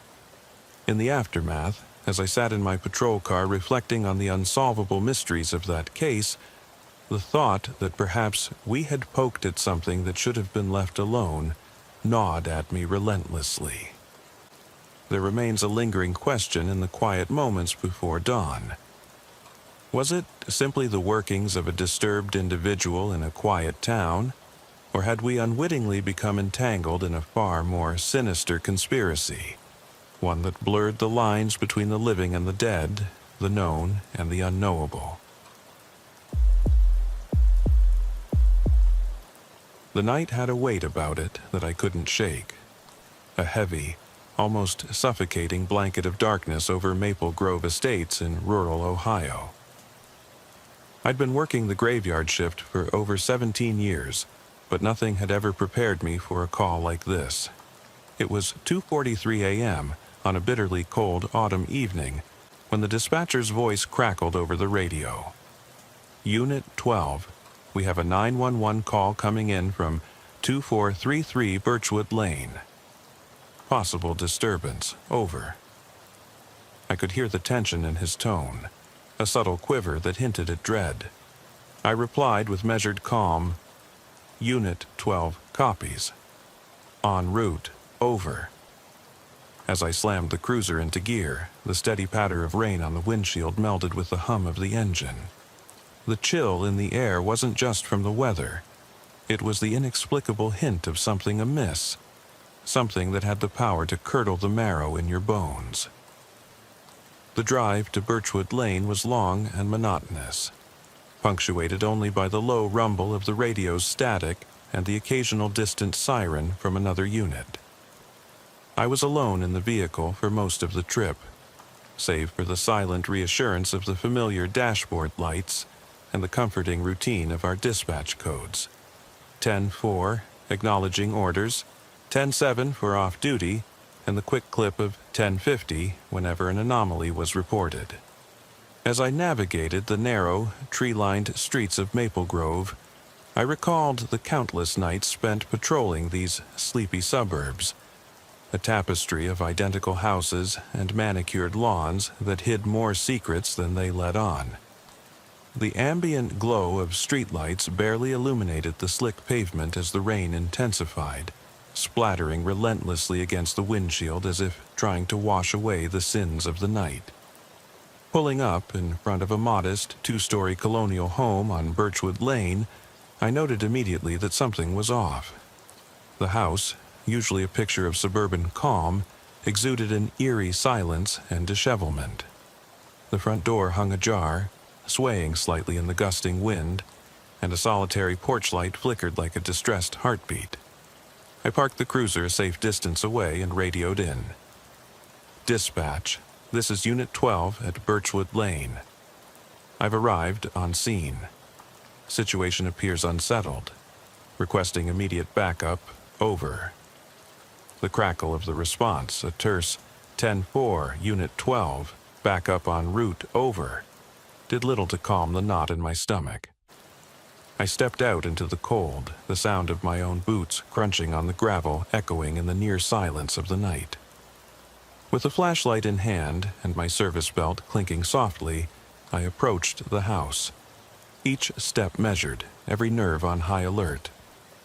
Inside, the living room told its own story of chaos. The furniture was knocked askew, with a scattering of personal items that seemed hastily abandoned. The low, persistent hum of the old refrigerator underscored the oppressive quiet, and every shadow in the room suggested an unseen presence. I moved carefully, calling out in my best calm tone, "This is Officer Reynolds with the Maple Grove Police. Is anyone in there?" My voice bounced off the walls and faded into the cavernous emptiness.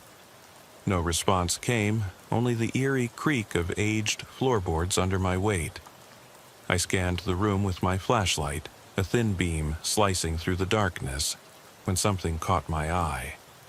In the far corner, barely visible, a dark shape shifted and then vanished. My heart skipped a beat, and I quickly moved toward the spot. As I reached the corner, I could only see a trick of the light and an oddly shaped shadow along the wall.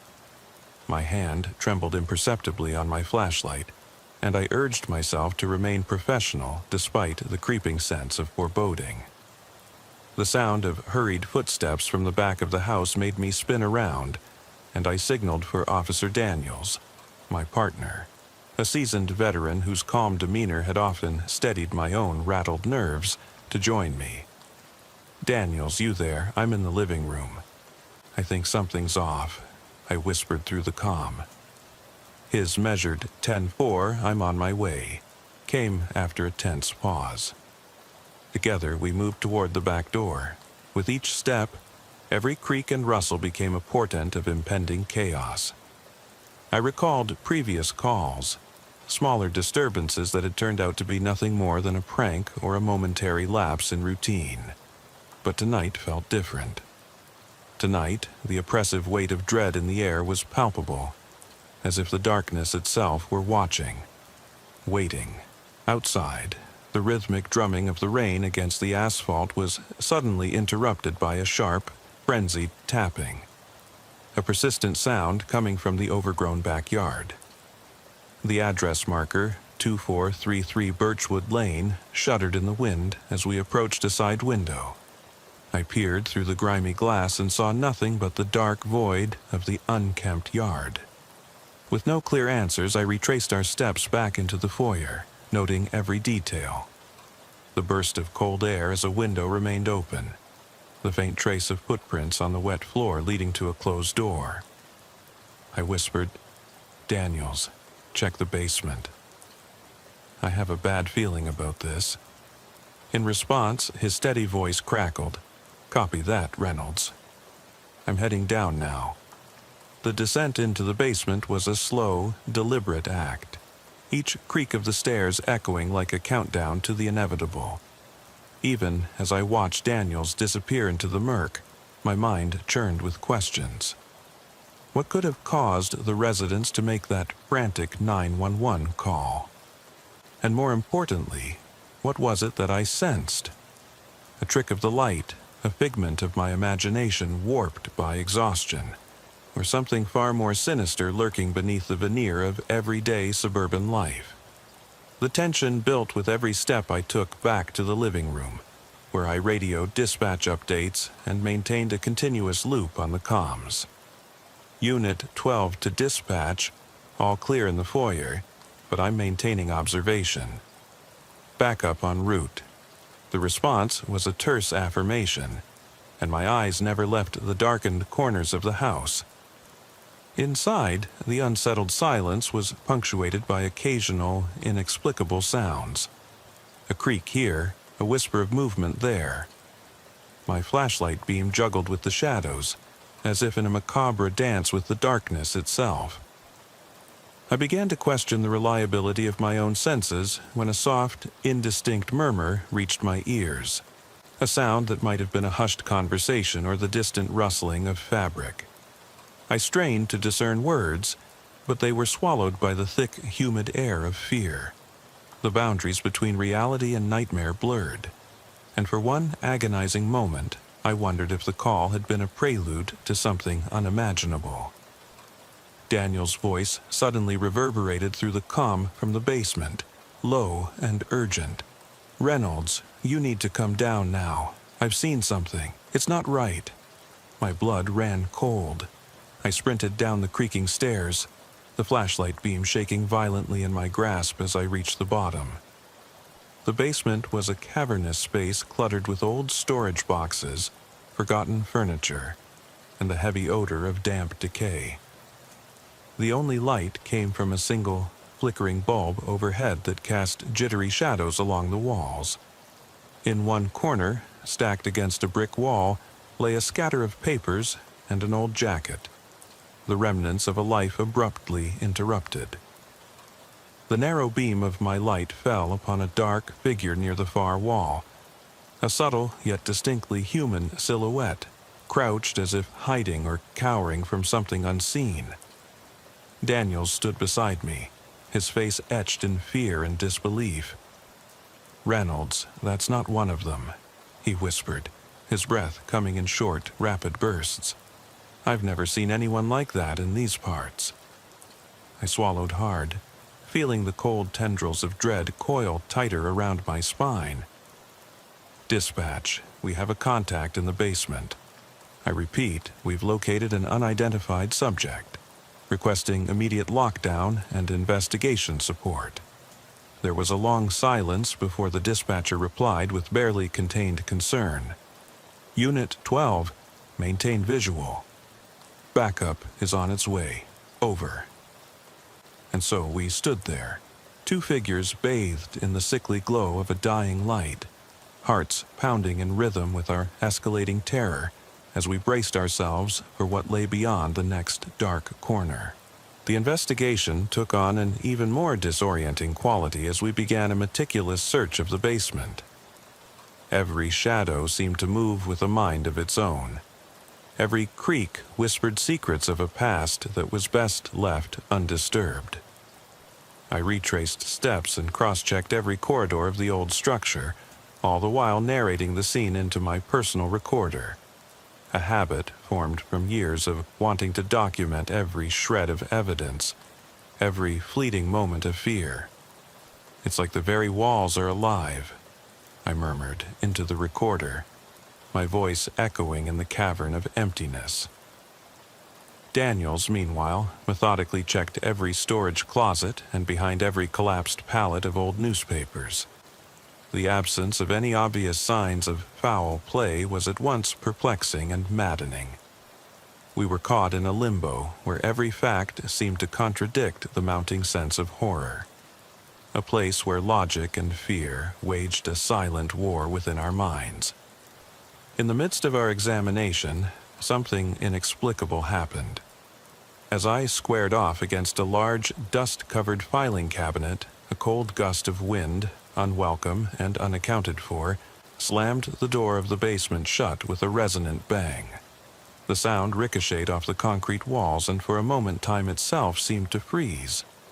Daniels's face went ashen as he gripped his flashlight tighter. "Reynolds, did you feel that?" he whispered, his voice barely more than a breath.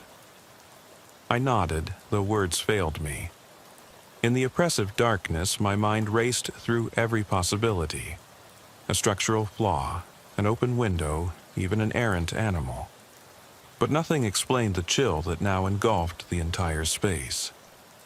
The hum of the fluorescent bulb overhead became a droning heartbeat that pounded in my ears, and I couldn't shake the feeling that something unseen was biding its time in the shadows.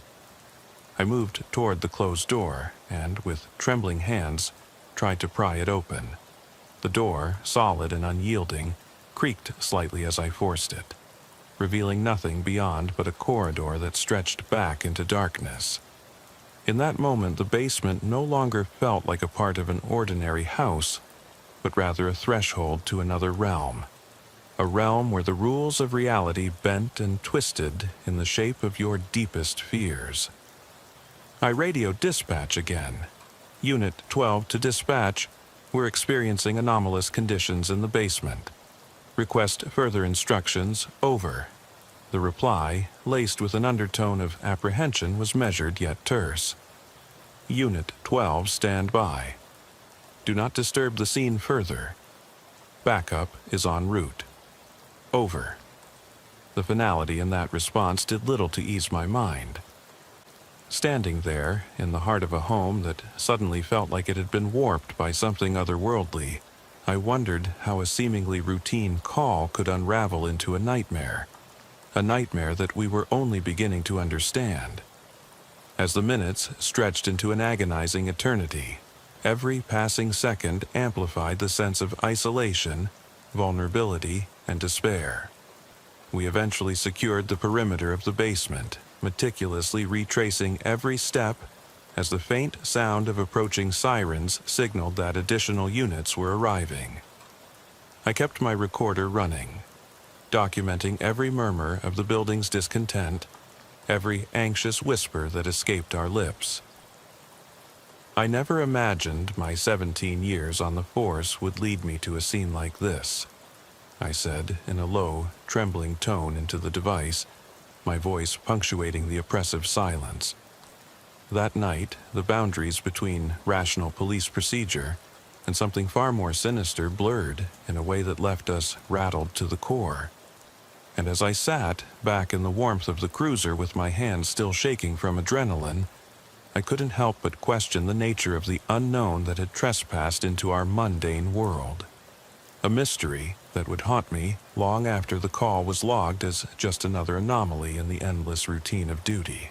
Even after we closed the scene and filed our initial reports, with all the necessary police jargon, code references, and exhaustive details that any officer would dutifully document, the uneasy disquiet gnawed at me. Over the following days, I combed through the surveillance footage from nearby street cameras, hoping to rationalize the inexplicable events with solid evidence.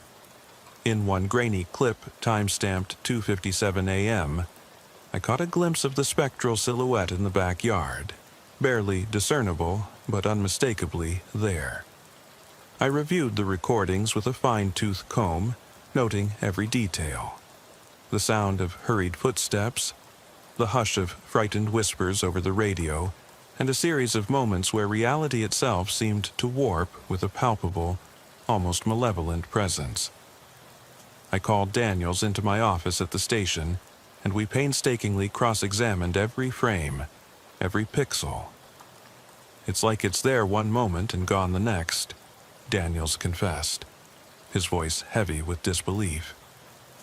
"But that chill, that feeling of being watched, I swear I've never experienced anything like it." His words resonated with me, echoing in the back of my mind as I reviewed the file with meticulous care. In the subsequent days, interviews with neighbors and witnesses only deepened the mystery.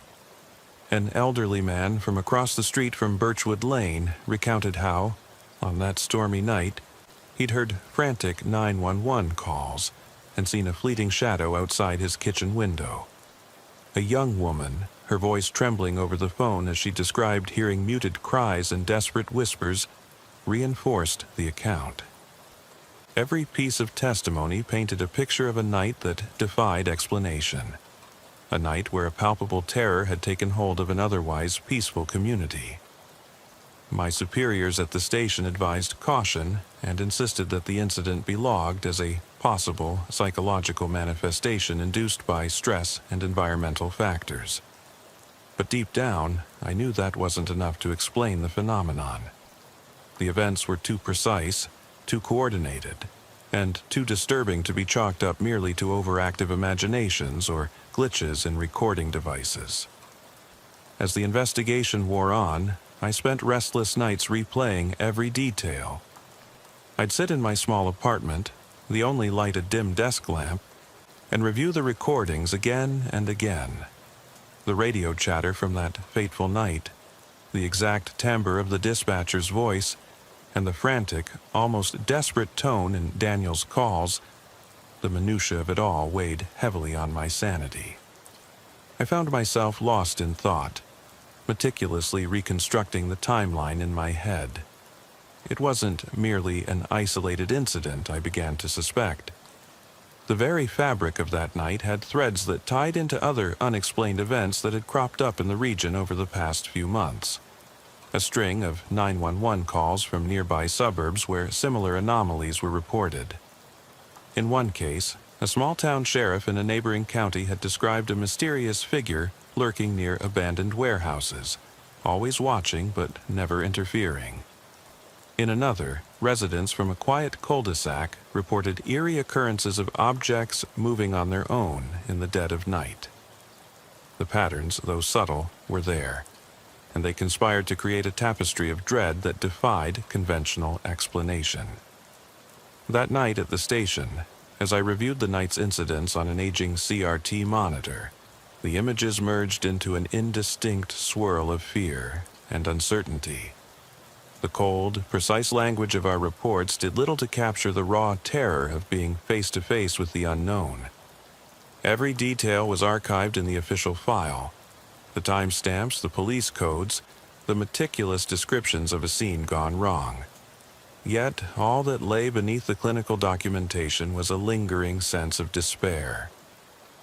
I recorded my final thoughts in the official log, stating in formal language what no officer ever wishes to admit aloud.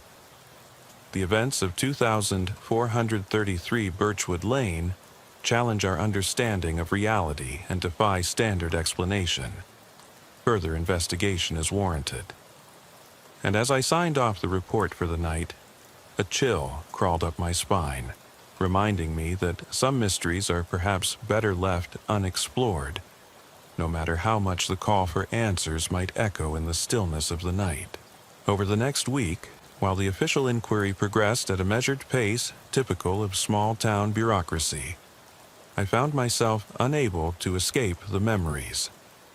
Every time I glanced at my station clock during the long, dreary shifts, it was as if time itself was mocking me, each second a reminder of that unexplainable night. I began receiving cryptic messages on the police radio, unintelligible murmurs that some of the newer recruits dismissed as interference, but which resonated ominously with those of us who had witnessed that night firsthand. One chilly evening, as I was finalizing a routine report, a call came in that sent a shiver straight through my core. Unit 12, 1050 at Cedar Run Apartments, 3:12 a.m. possible disturbance. I hesitated only for a moment before replying. 10-4, en route.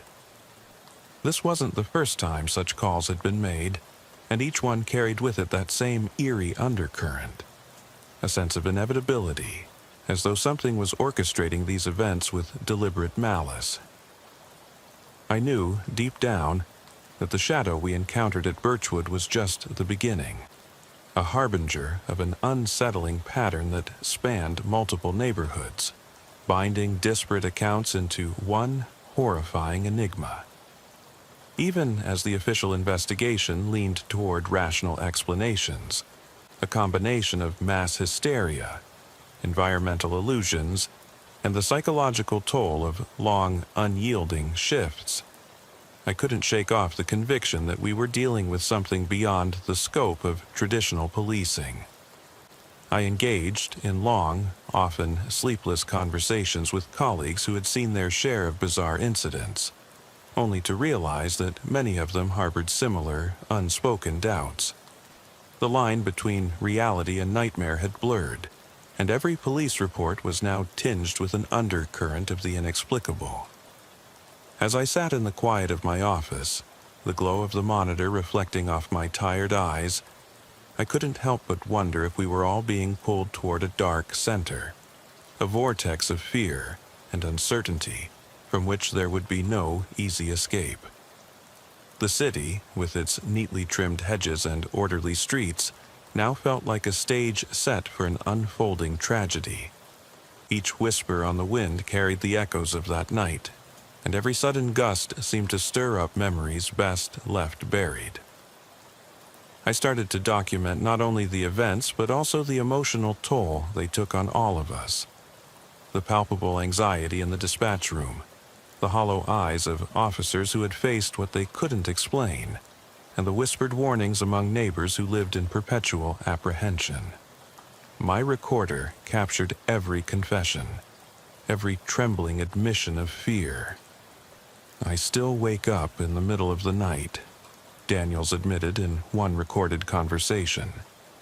"I hear those footsteps, feel that cold dread creeping in, like something out there is waiting for us to forget what happened." His words, raw and unfiltered, resonated with the collective unease that had settled over our community.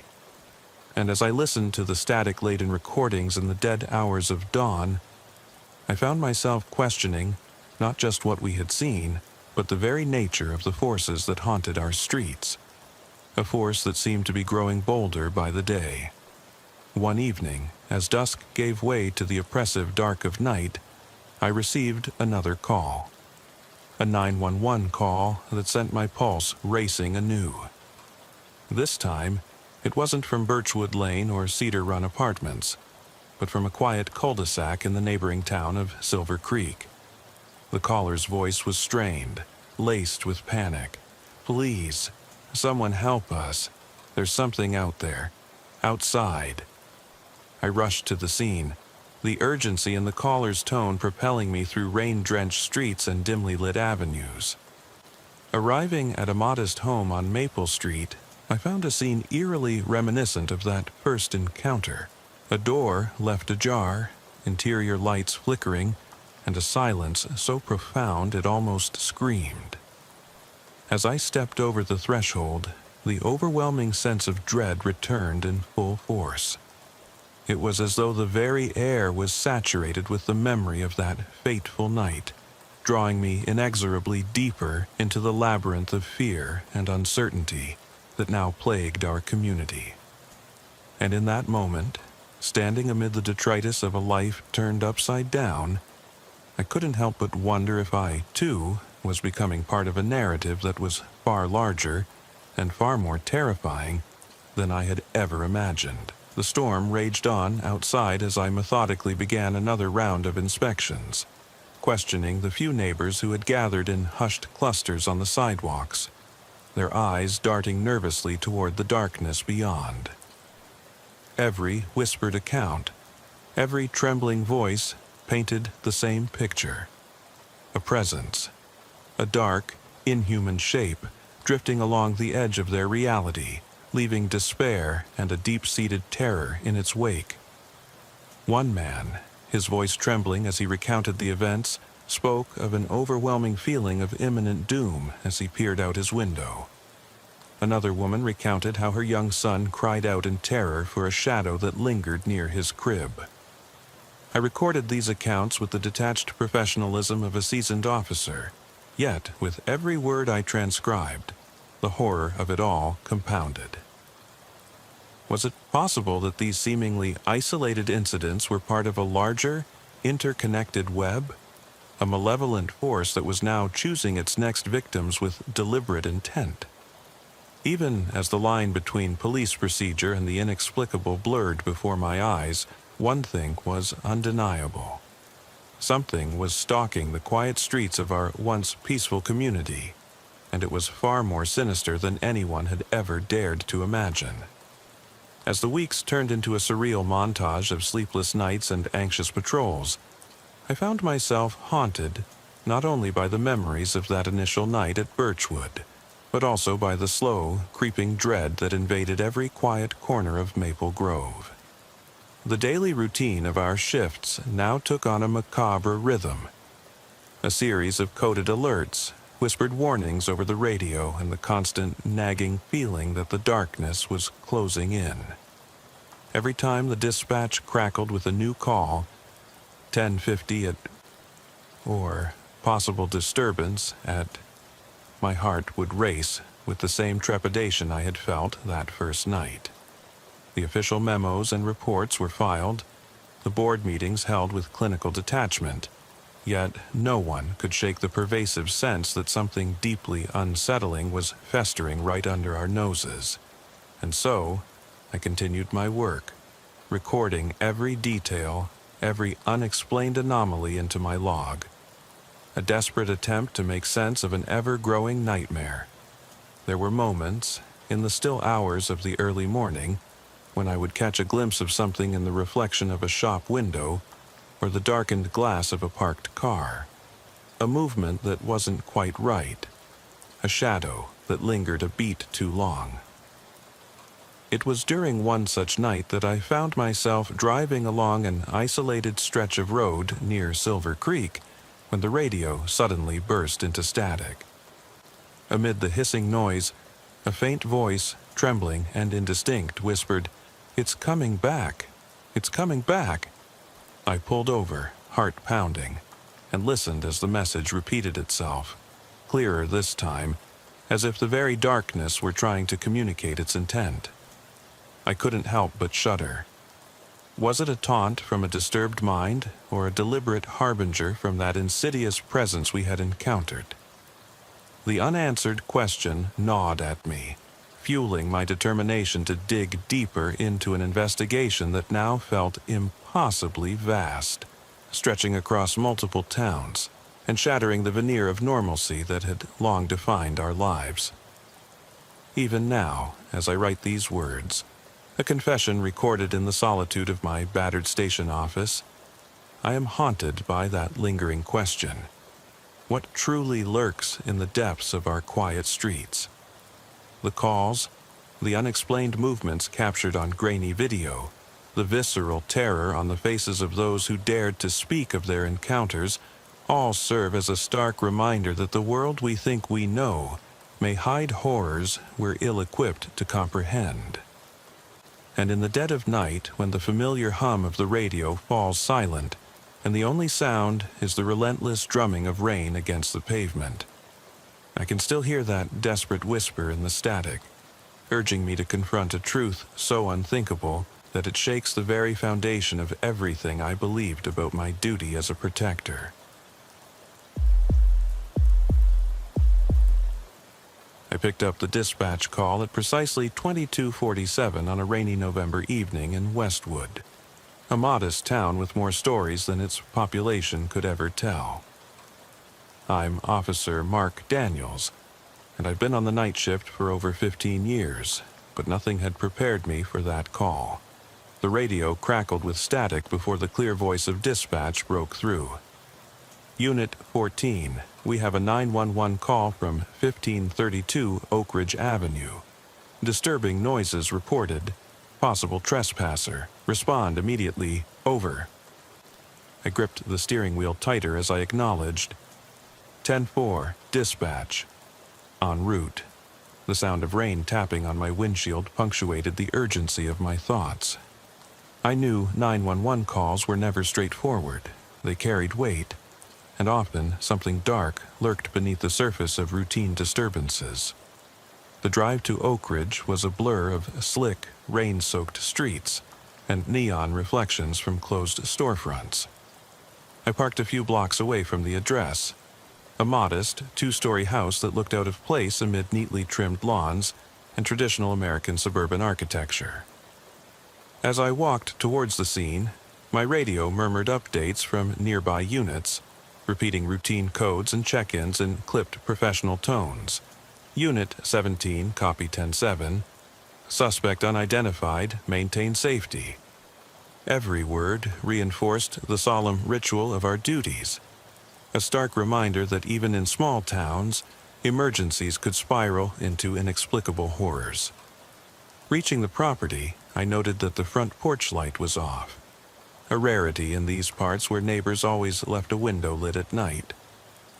I fumbled for my flashlight and radioed, "Dispatch, this is Daniels. I'm at Oak Ridge Avenue. There's no sign of forced entry. However, I hear faint voices from inside the house. Requesting backup. Over." The door creaked ominously when I pushed it open, and the stale smell of damp wood and decay greeted me. My flashlight beam sliced through the darkness, illuminating a living room frozen in time. Scattered newspapers, a toppled chair, and a broken picture frame hinting at happier moments long past. Somewhere in the background, the relentless patter of the rain mingled with soft, desperate whispers that sent shivers down my spine. Every step further inside felt like venturing into an unseen realm.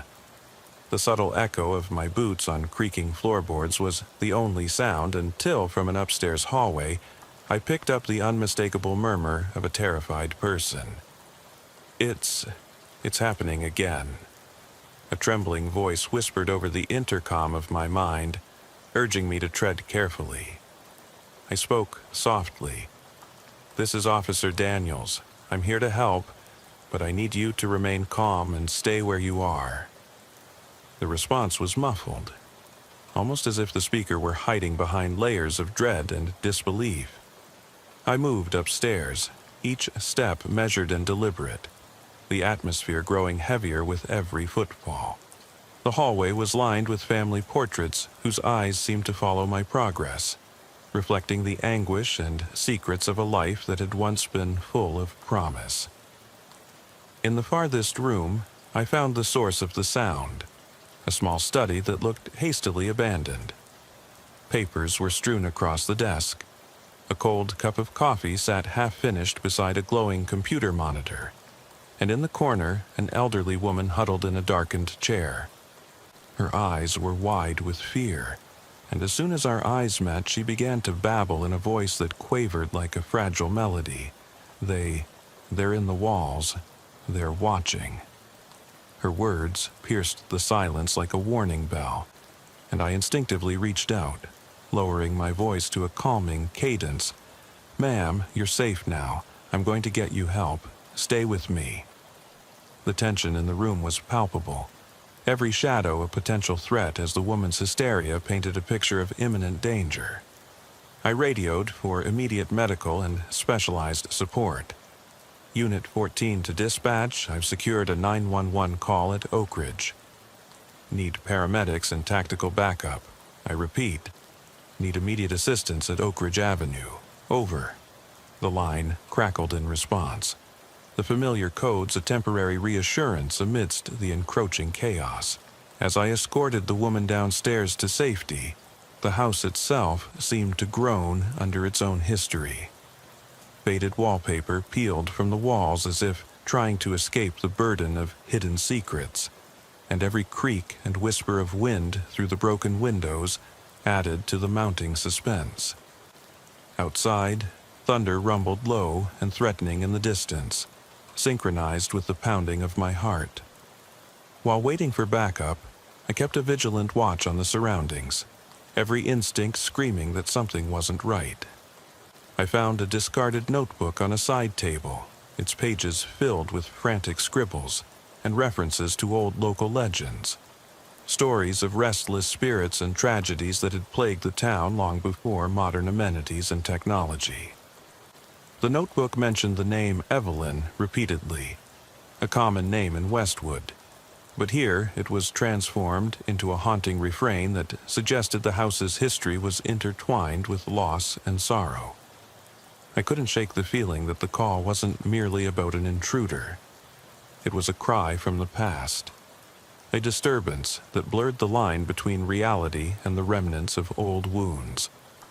After securing the woman in a neighbor's home where warmth and proper care replaced the menace of the forsaken house, I returned to the scene with a heavy mind. While backup arrived, tactical units, paramedics, and seasoned detectives, I began a meticulous review of every detail. I talked to nearby residents, many of whom recalled strange happenings over the years. Phantom voices at night, lights flickering in otherwise dark homes, and eerie figures seen in the peripheral gloom of their driveways.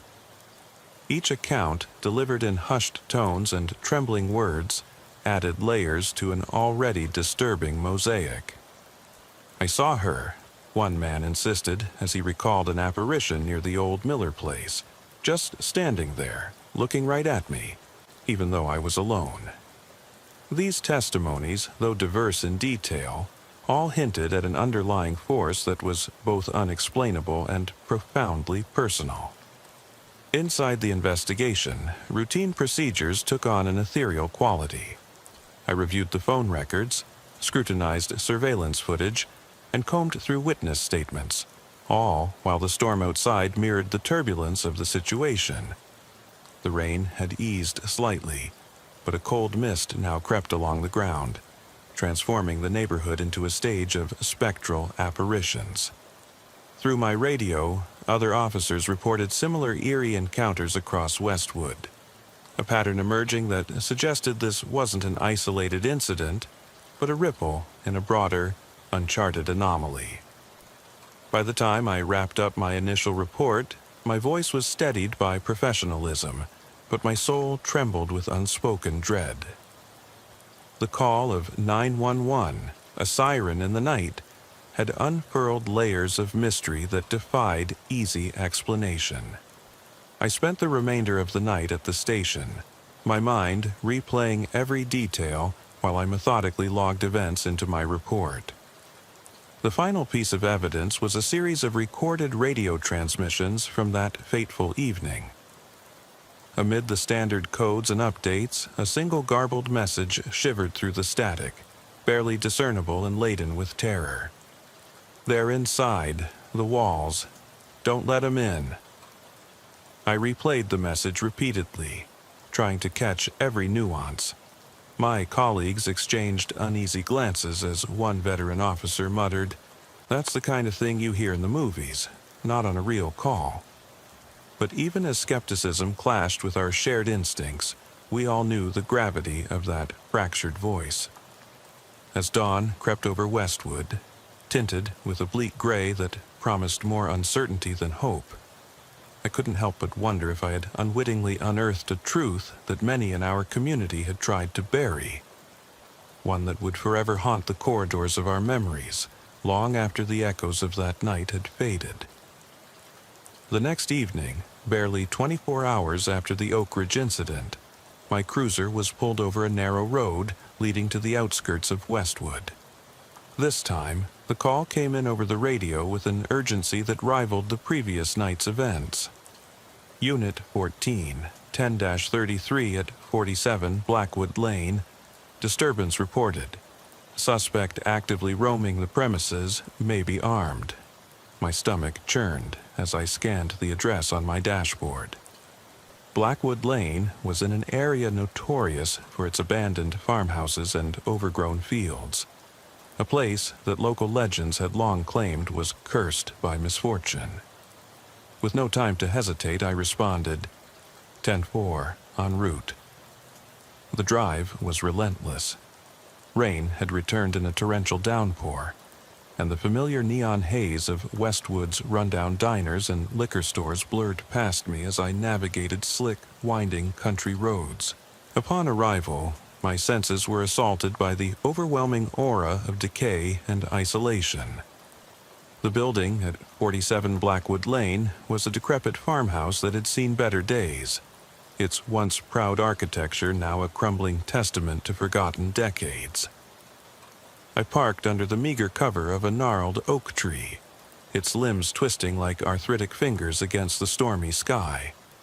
Before stepping out, I ensured that my radio was set to continuous monitoring. "Dispatch, this is Daniels. Arrived at Blackwood Lane, proceeding with caution, over." I advanced toward the entrance, the heavy wood door creaking as I pushed it open. Inside, the atmosphere was stifling. The only illumination came from sporadic flashes of lightning that revealed peeling wallpaper, broken furniture, and deep-set stains on the floor. Marks of a violent past that the building itself refused to forget. A persistent patter of rain and the occasional rumble of thunder were the only sounds as I methodically made my way through each room.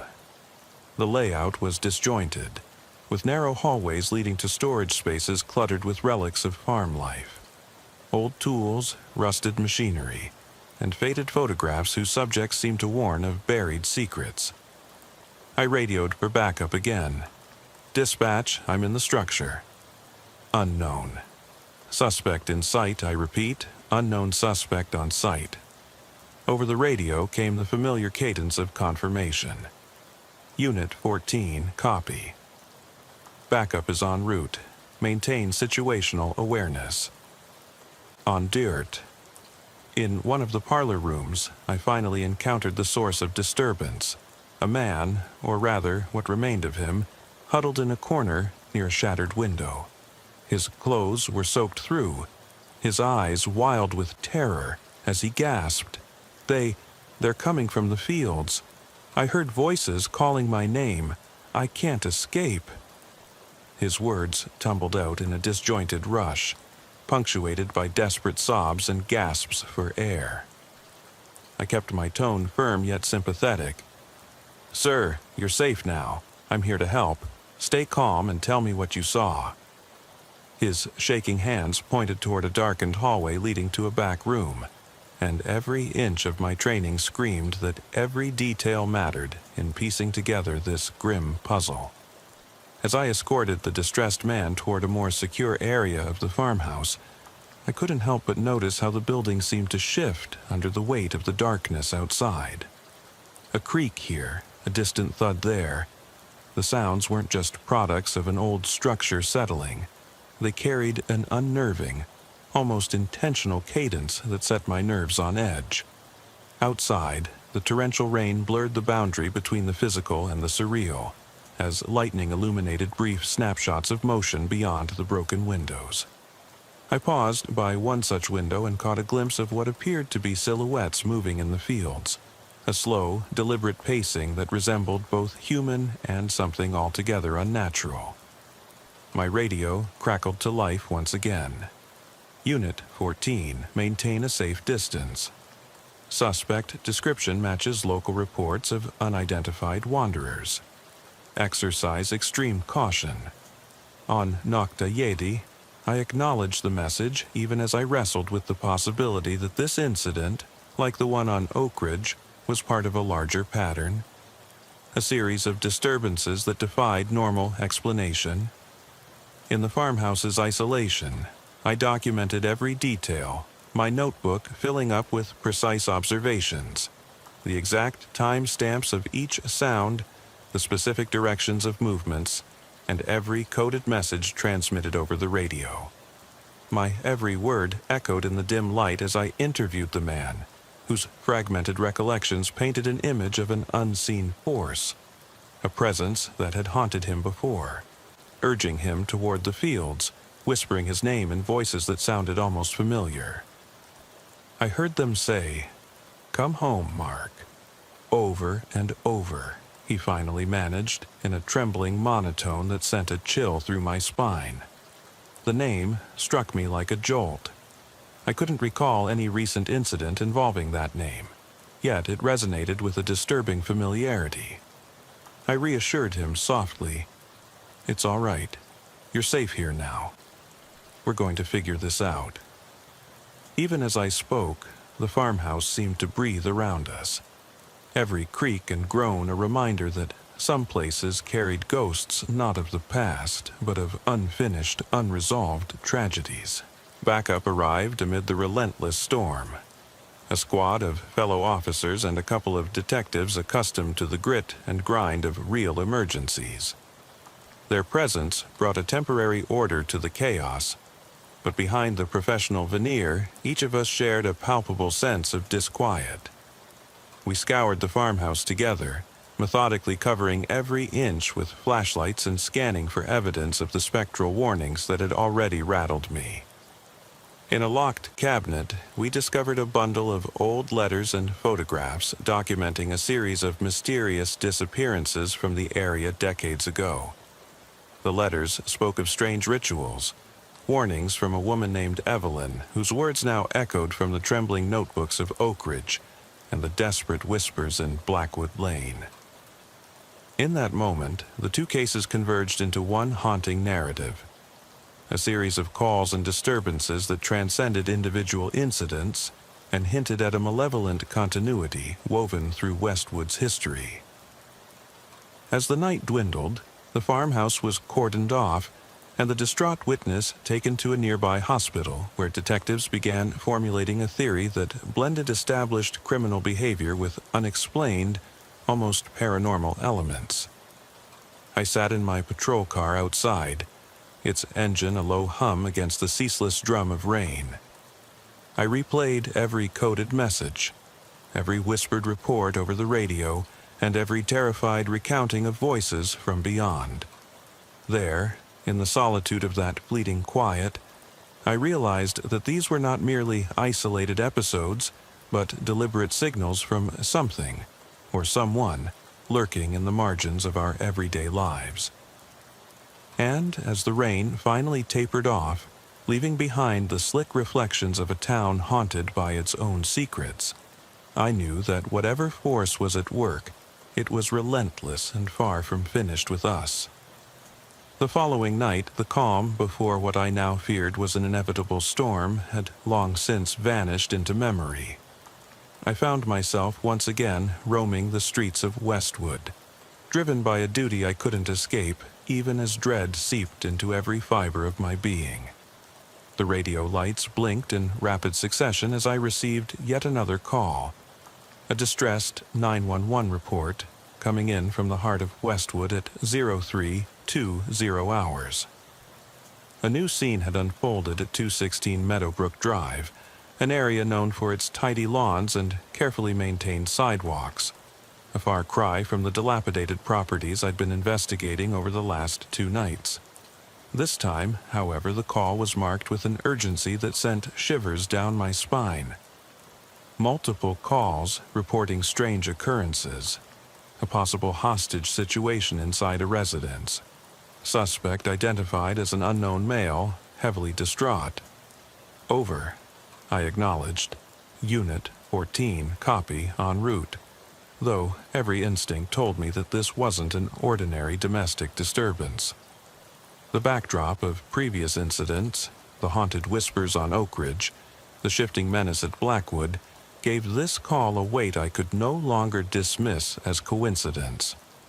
Arriving at Meadowbrook, I was immediately struck by the eerie juxtaposition of order and chaos. The quiet neighborhood, bathed in the gentle glow of streetlights and the soft hum of suburban life, hid a secret behind one of its pristine, well-kept houses. The address, 216 Meadowbrook Drive, sat incongruously on a wide, manicured street lined with identical 2-story homes. As I approached the front door, my radio repeated the dispatch instructions. Maintain communication. Proceed with extreme caution, 10:33.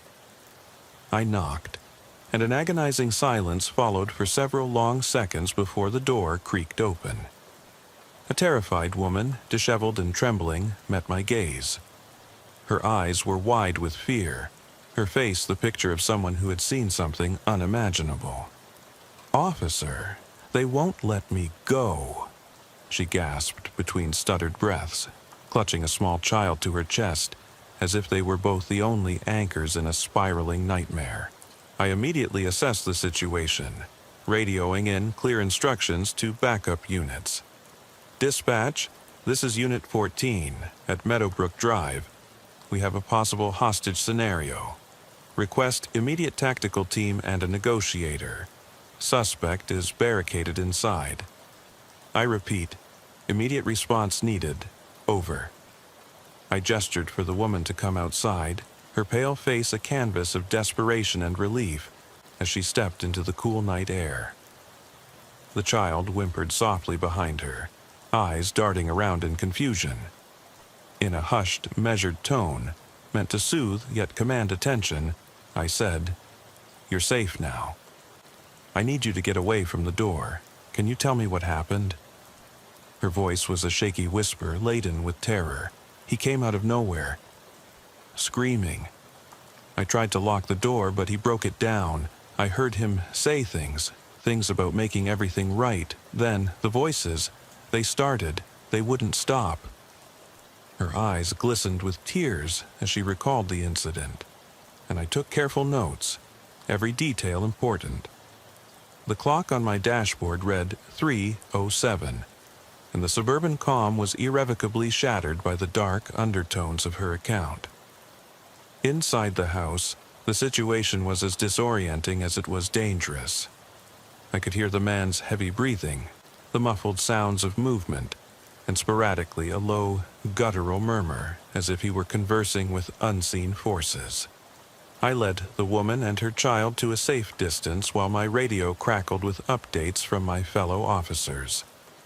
Unit 14, maintain 10-4. Negotiator en route. The radio confirmed in a clipped tone that reminded me how these procedures were drilled into us, even if the reality felt anything but routine. I circled the property, eyes scanning every shadow, every window illuminated by the occasional flash from a passing car or a distant lightning strike. Inside, the remnants of normalcy. Family photos, children's drawings were littered with signs of recent violence. A broken chair, overturned tables, and a trail of blood leading to a locked door suggested that the situation had escalated quickly. As I waited for the tactical team, I maintained a constant line of communication with the dispatch, recounting every coded observation.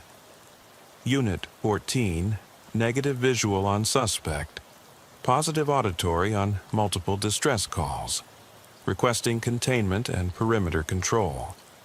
Over. Time seemed to stretch indefinitely, as every minute was charged with apprehension. The negotiator's voice, steady yet empathetic, finally came through the radio, attempting to engage the suspect in dialogue. I paused, hanging on to each word as the conversation unfolded. The man's responses were erratic, alternating between incoherent ramblings and moments of chilling clarity. His voice, distorted by fear and anger, echoed through the thin walls of the house. "They said I must do it. They're coming for me," he insisted in a tone that sounded both desperate and deranged, leaving me to wonder if he was more a victim of his own fractured mind than a mere criminal. As negotiations dragged on and backup secured the perimeter, I couldn't shake the feeling that the elements at play here were connected to the previous night's encounters.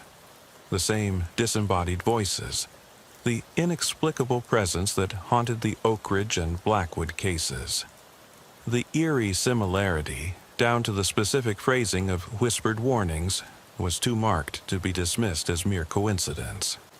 When the tactical team finally breached the home at 3:45 a.m., the scene that unfolded was one of chaotic confusion and heart-stopping tension. Amid shouts and commands, officers carefully navigated the debris-strewn interior, and the suspect, ravenous with paranoia, made a final, desperate bid for escape that ended in a standoff marked by a chilling silence, punctuated only by heavy breathing. In the aftermath, as the man was taken into custody and the woman and child consoled by paramedics, I was left with a disquieting question. What was the underlying message in these calls, these violent yet ritualistic disturbances? My report that night was laden not only with the details of the unfolding crisis, but also with my own unspoken doubts about whether these incidents were rooted in criminal behavior or something altogether more sinister, a force that defied the boundaries of our conventional understanding of danger. Weeks passed, and the investigations into Oak Ridge, Blackwood, and Meadowbrook began to reveal unsettling overlaps. I found myself poring over records at the precinct, my desk cluttered with witness statements, security footage still marred by static, and transcripts of countless coded radio exchanges. Every piece of evidence was meticulously logged, every minor detail scrutinized. I began to notice a pattern. Each incident seemed to pivot around a central theme, a whisper of an almost spectral origin, a signature phrase uttered in a moment of sheer terror. The recordings were unsettlingly similar. A cold, metallic undertone would precede the man's desperate pleas, a background hum that no technician could explain away. Colleagues from various shifts mentioned that they had heard unsettling, garbled messages on their radios on separate nights, messages that seemed to warn of an impending reckoning, or, conversely, to beckon someone toward a fate they could not escape. Late one night, as I sat in the quiet solitude of the evidence room, re-listening to the fragmented recordings, a knock on the door startled me. It was Detective Lisa Monroe, a seasoned investigator with a reputation for her calm demeanor even under the most harrowing circumstances. "Mark," she said softly, closing the door behind her, "I think you need to see this." She pulled out an old case file from a dusty archive, a case that had been officially closed nearly 30 years ago, yet its contents were eerily relevant. The file documented a series of unsolved disturbances in Westwood that bore the exact hallmarks of the recent incidents. Unexplained voices, inexplicable break-ins, and, most disturbingly, the recurring mention of the name Mark in one of the victims' testimonies. My blood ran cold as I realized that the file detailed an incident involving a young police officer named Mark, whose disappearance had never been resolved. As Detective Monroe quietly recounted the details, I felt a surreal connection between the past and the present, a truth that seemed to transcend the linear confines of time. "Maybe," she said in a measured tone that belied the storm of emotions beneath, "these events aren't random at all. They're following a blueprint, one that we may have been unwilling to acknowledge." In that dim, hushed space, as the evidence of past and present converged, I began to understand that the true horror wasn't in the isolated events, but in the macabre continuity that linked them. A continuity that might even implicate people like me in destinies we never chose. By the time dawn broke over Westwood once more, the storm had cleared, but its emotional residue remained. A lingering, unshakable sense of foreboding that I carried with me as I continued my duty. Every call, every coded message on the radio, every whispered warning in the dark pressed upon my mind with an intensity I couldn't easily dismiss. And as I drove the familiar streets, the once routine landscape now appeared fraught with hidden perils. Every quiet cul-de-sac and abandoned lot whispered of secrets best left undisturbed.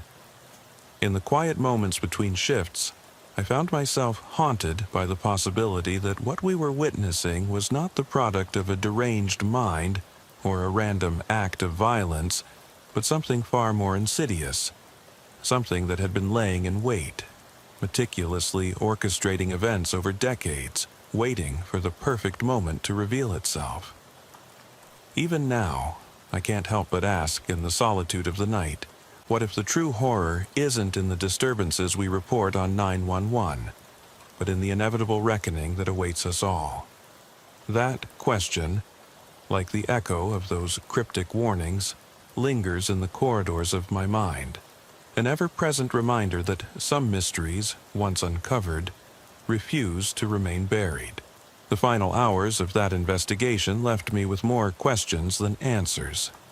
A deep unease began to gnaw at me as I attempted to reconcile the ordinary nature of police work with the extraordinary phenomena I had encountered. Amid the logistical reports and follow-up interviews, one element stood out with unnerving clarity: the presence of that haunting, disembodied voice, echoing through the intercom of my life like a dirge for the lost. My once firm belief in the rational world of evidence and procedure had been cracked open, leaving me vulnerable to notions I would have once dismissed as superstition. At a late-night briefing at the station, I found myself alone with a cup of black coffee, as the fluorescent lights hummed overhead, and I replayed the recordings for the umpteenth time. Each iteration of that garbled message, "They're inside, the walls, don't let them in," seemed to carry a weight that transcended mortal urgency, as if it were a final, desperate plea from something that had been imprisoned in the shadowy recesses of Westwood's past. I wondered if, perhaps, these voices were not warnings at all, but invitations, calls to rejoin a chorus of souls who had vanished long before our modern age. Each unanswered question deepened the chasm between what I knew as fact and what I might have to accept as the unexplainable truth. In the weeks following the intense night at Meadowbrook, an unspoken shift occurred both within the precinct and in the community at large. The stark realism of our investigations, the detailed police logs, the procedure-driven radio traffic, the documented evidence, remained our steadfast anchor in a world that was increasingly slipping into realms of inexplicable phenomena. Neighbors who had once exchanged polite greetings now spoke in hushed tones about the incidents, their voices weighted with a mixture of disbelief and dread. Small business owners bolted their shop doors at dusk, and even the local diner, usually a hub of camaraderie and mundane chatter, seemed to have a shadow of apprehension about its regular patrons. In every whispered conversation and furtive glance, I could sense that the fabric of our seemingly ordinary lives had been irreparably altered by the cascade of events that began with that fateful 911 call. I would spend long, restless nights pacing the floors of my apartment, rehashing every detail of that corridor of chaos, wondering if I was now part of a narrative that extended far beyond the controlled lines of police procedure. One evening, as I was closing up my locker at the station, my partner, Officer Ramirez, caught me staring into the darkened silence of the evidence board, where photographs, sketches, and handwritten notes were tacked with almost ritualistic precision. "You all right, Mark?" he asked, his voice low and laced with the concern of someone who had seen too many nights like this. I hesitated, then replied, "I'm not sure, Ramirez. Sometimes I wonder if all these calls, they're more than just random tragedies. It's like they're connected, like we're living in the middle of something that defies all normal explanation." His eyes met mine in a silent acknowledgement that the unspoken burden of those words was shared. "Maybe some things are better left unsaid," he murmured, his tone as heavy as the late autumn air outside.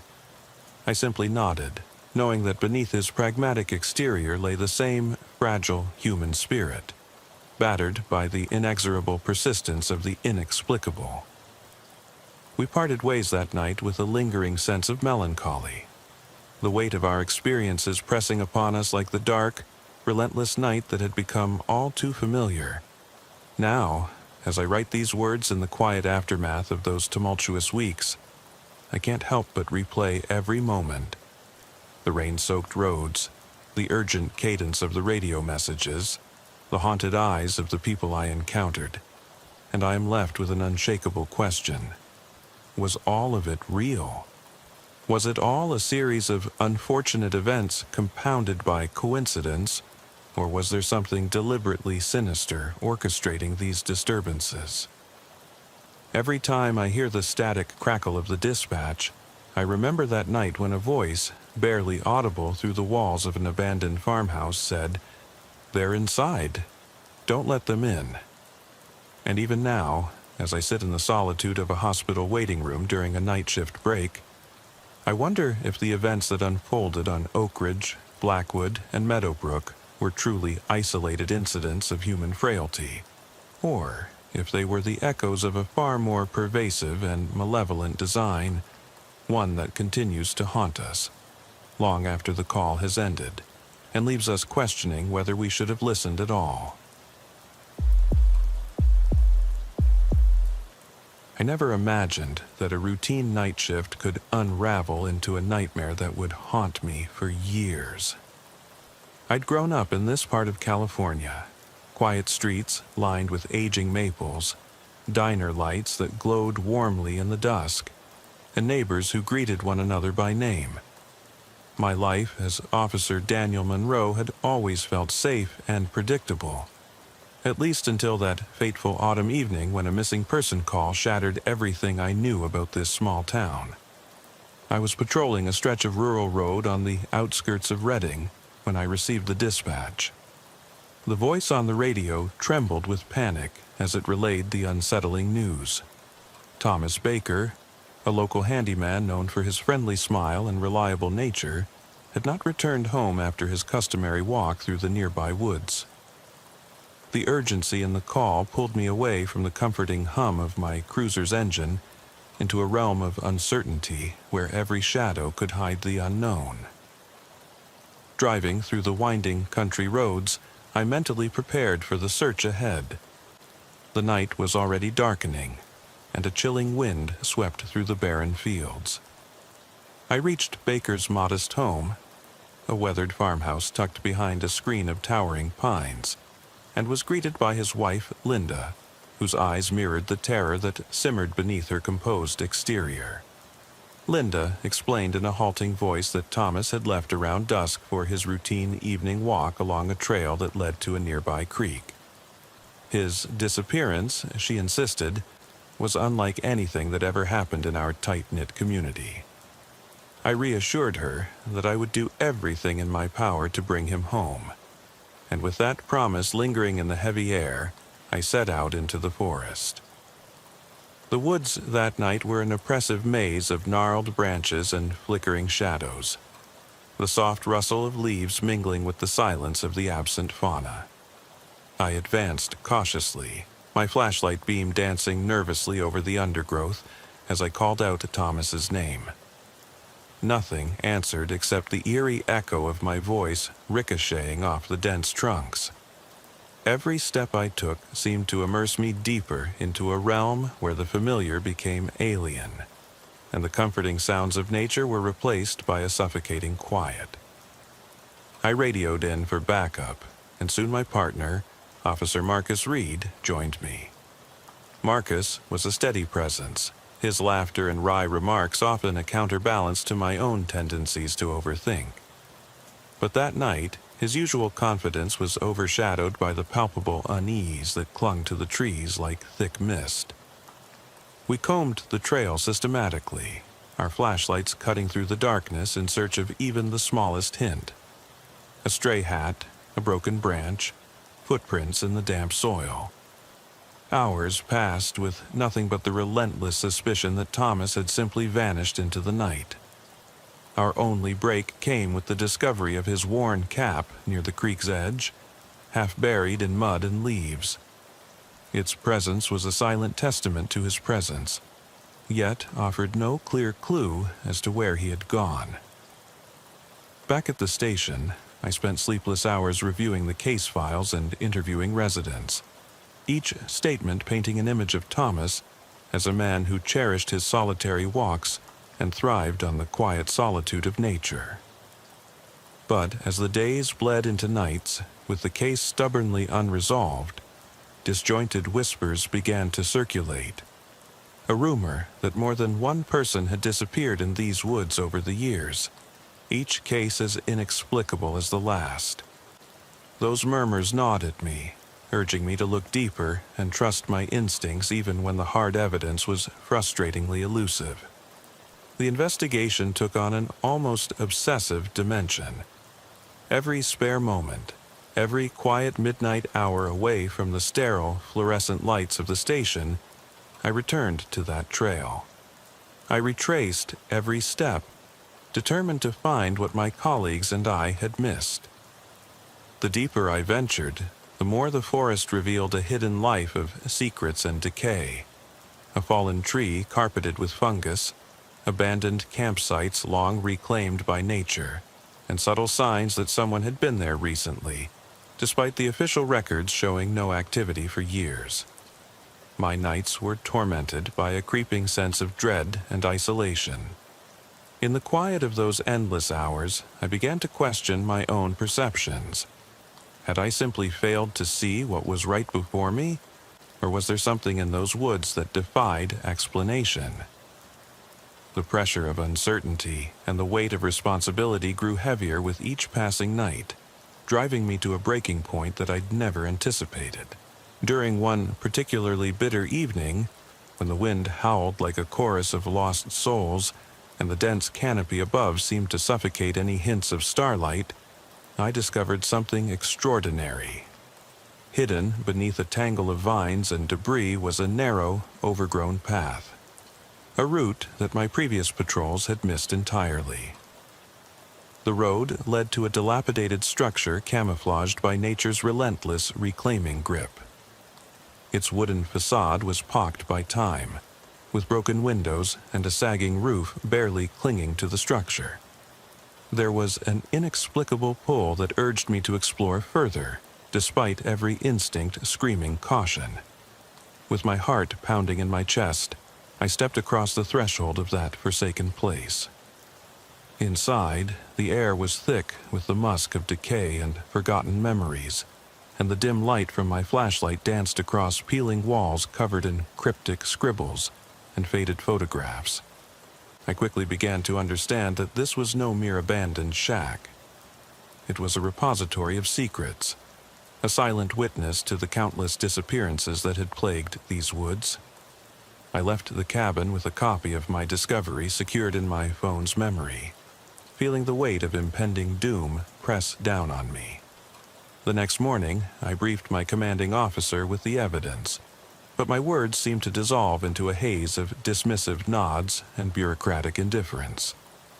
"Probably just an old hideout," the chief had said, encouraging me to set the matter aside.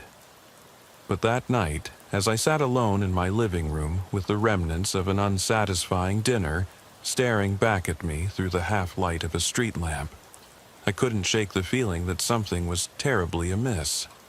The farmhouse, the trail, the hidden cabin, all wove together a tapestry of despair and forbidden knowledge. I began to feel as if the very land was whispering dark secrets, urging me to uncover the truth even if it meant confronting the darkest corners of my own soul. I returned to the decaying cabin once more, this time armed with the resolve of a man who has nothing left to lose. The night was oppressively quiet, the only sound the crunch of my footsteps on brittle autumn leaves.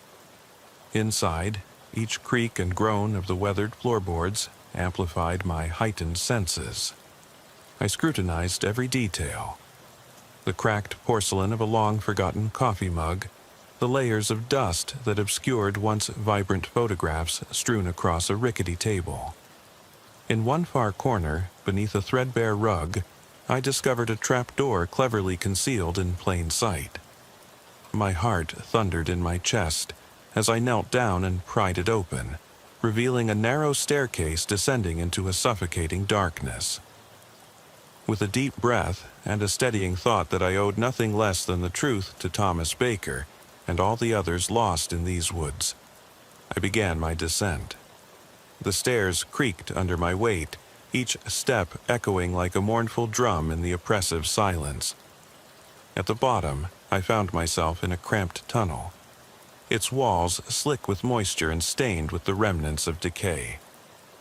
I advanced slowly, my flashlight struggling to penetrate the inky blackness, revealing only a tortuous passageway that seemed to stretch on indefinitely.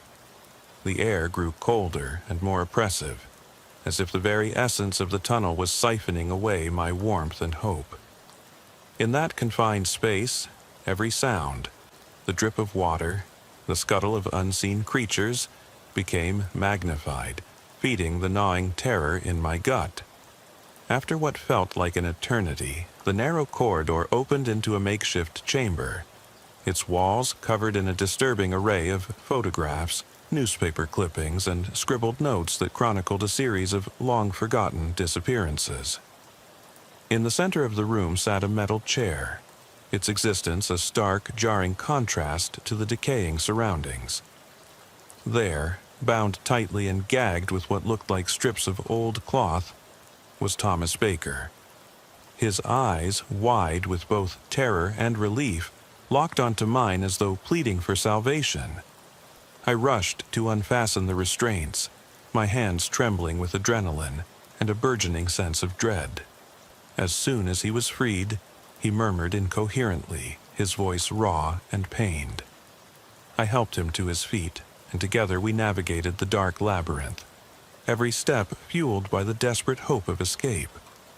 Emerging from the tunnel felt like bursting through the surface of the water after being submerged for too long. The pale light of dawn had begun to creep over the horizon, casting long shadows over the forest floor as we made our way back to the clearing. My mind was reeling from the confrontation with the unspeakable horrors hidden beneath that forsaken cabin.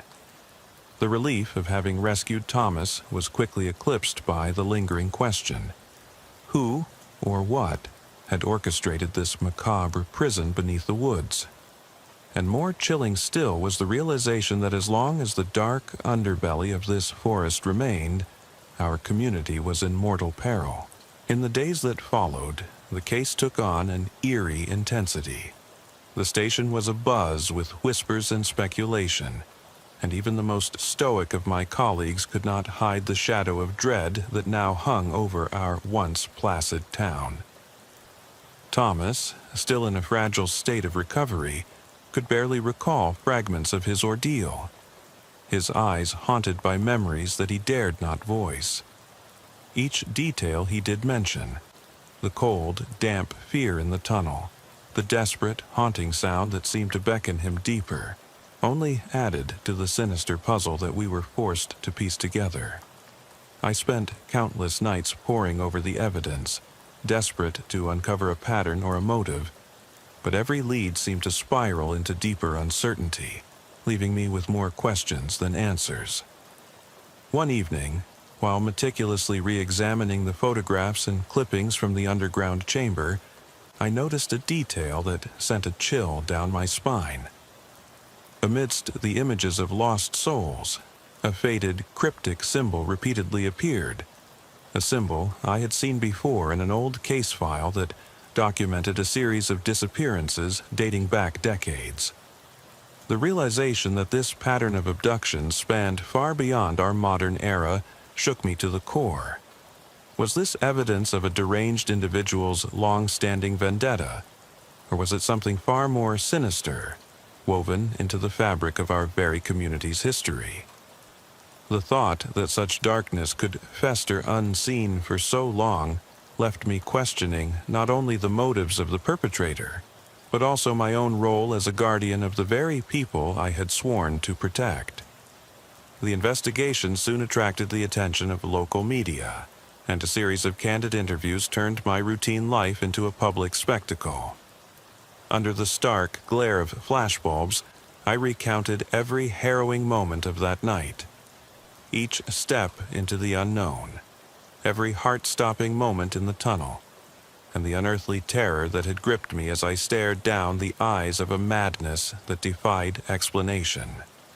Even as I recounted these events, I could sense that the truth was slipping through my fingers like so many whispered secrets. Every interview, every new piece of evidence, seemed to only further entrench the mystery deep into a labyrinth of psychological torment and unrelenting despair. In the wake of these revelations, I began to perceive a creeping presence in every shadow I passed, a distant echo of the unspeakable horror that lingered beneath the surface of my everyday routine. The weight of responsibility pressed down on me, making even the simplest tasks feel monumental. I started to experience sleepless nights punctuated by nightmares of that claustrophobic tunnel and the sight of Thomas's terrified eyes. The comforting routines of my life, patrolling familiar streets, sharing a quiet drink after a shift, had all been irrevocably altered. The specter of that long, dark night seeped into every fiber of my being, leaving behind a sense of unease that I could neither shake nor understand. As months passed, the case slowly began to settle into a semblance of routine. The criminal was identified, a drifter with a murky past and a documented history of mental instability. Yet his capture did little to alleviate the lingering terror that had taken root in our small town. With him behind bars, one would expect closure. Instead, it only deepened the mystery. How could such calculated cruelty hide beneath the veneer of normalcy for so long? And what of the symbolic mark that recurred in every piece of evidence? A silent testament to a darkness that might never be fully vanquished. On one particularly stormy night, as rain battered the windows of my modest apartment, and thunder roared like a vengeful spirit outside, I found myself drawn back to the very forest that had changed my life. In a moment of wild, inexplicable compulsion, I took my cruiser and headed toward the woods, the rhythmic beat of the raindrops on the roof of my car offering a grim, steady counterpoint to my racing thoughts. My mind was preoccupied with a question that I could no longer ignore. Was the terror confined solely to that decrepit cabin and its underground secrets, or had it seeped into the very soul of our town?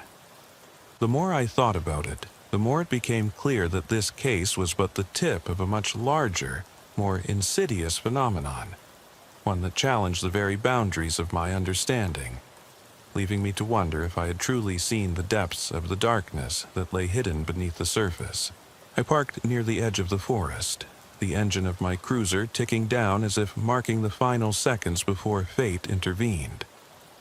The wind carried the scent of wet earth and decay, and every step on the slick ground filled me with a foreboding that made my hands tremble on my holster. I took a deep breath and stepped into the tempestuous night once more, determined to confront whatever lay ahead, even as the unanswerable questions gnawed relentlessly at my sanity. The forest was no longer just a place of quiet refuge. It had transformed into a living monument to despair and unresolved secrets, a place where every whisper of the wind might be a voice from the abyss, calling out my name. Days melted into nights as I meticulously retraced the steps of that horrifying journey. I interviewed witnesses, re-examined old case files, and even sought the counsel of a retired detective famed for his uncanny insight into cases that defied logic. Each conversation, every scrap of evidence, led me deeper into a labyrinth of conspiracy and twisted fate. I became increasingly haunted by a series of visions, fleeting, barely perceptible images of faceless figures and obscure symbols, while every reflective surface reminded me that the darkness I sought to banish had now taken root within me. It was as if the deeper I delved into the mystery of the disappearances, the more I was drawn into an inescapable vortex of psychological torment and existential dread. There was no turning back. The forest had become a mirror to my own soul, revealing the raw, unfiltered terror of confronting the unknown. In my sleepless state, I began to document every detail in a tattered journal, my pen scratching out the words with a fervor that bordered on desperation. I recorded my conversations with witnesses, my internal monologues during the long drives between case sites, and even the fleeting moments when I felt an unseen presence watching my every move. Every entry became a testament to the relentless pressure I felt, a silent scream against the encroaching void that threatened to engulf me. Yet, even as I penned these accounts, I sensed that there was still more to uncover, a final piece to a puzzle that was as incomplete as it was maddeningly complex.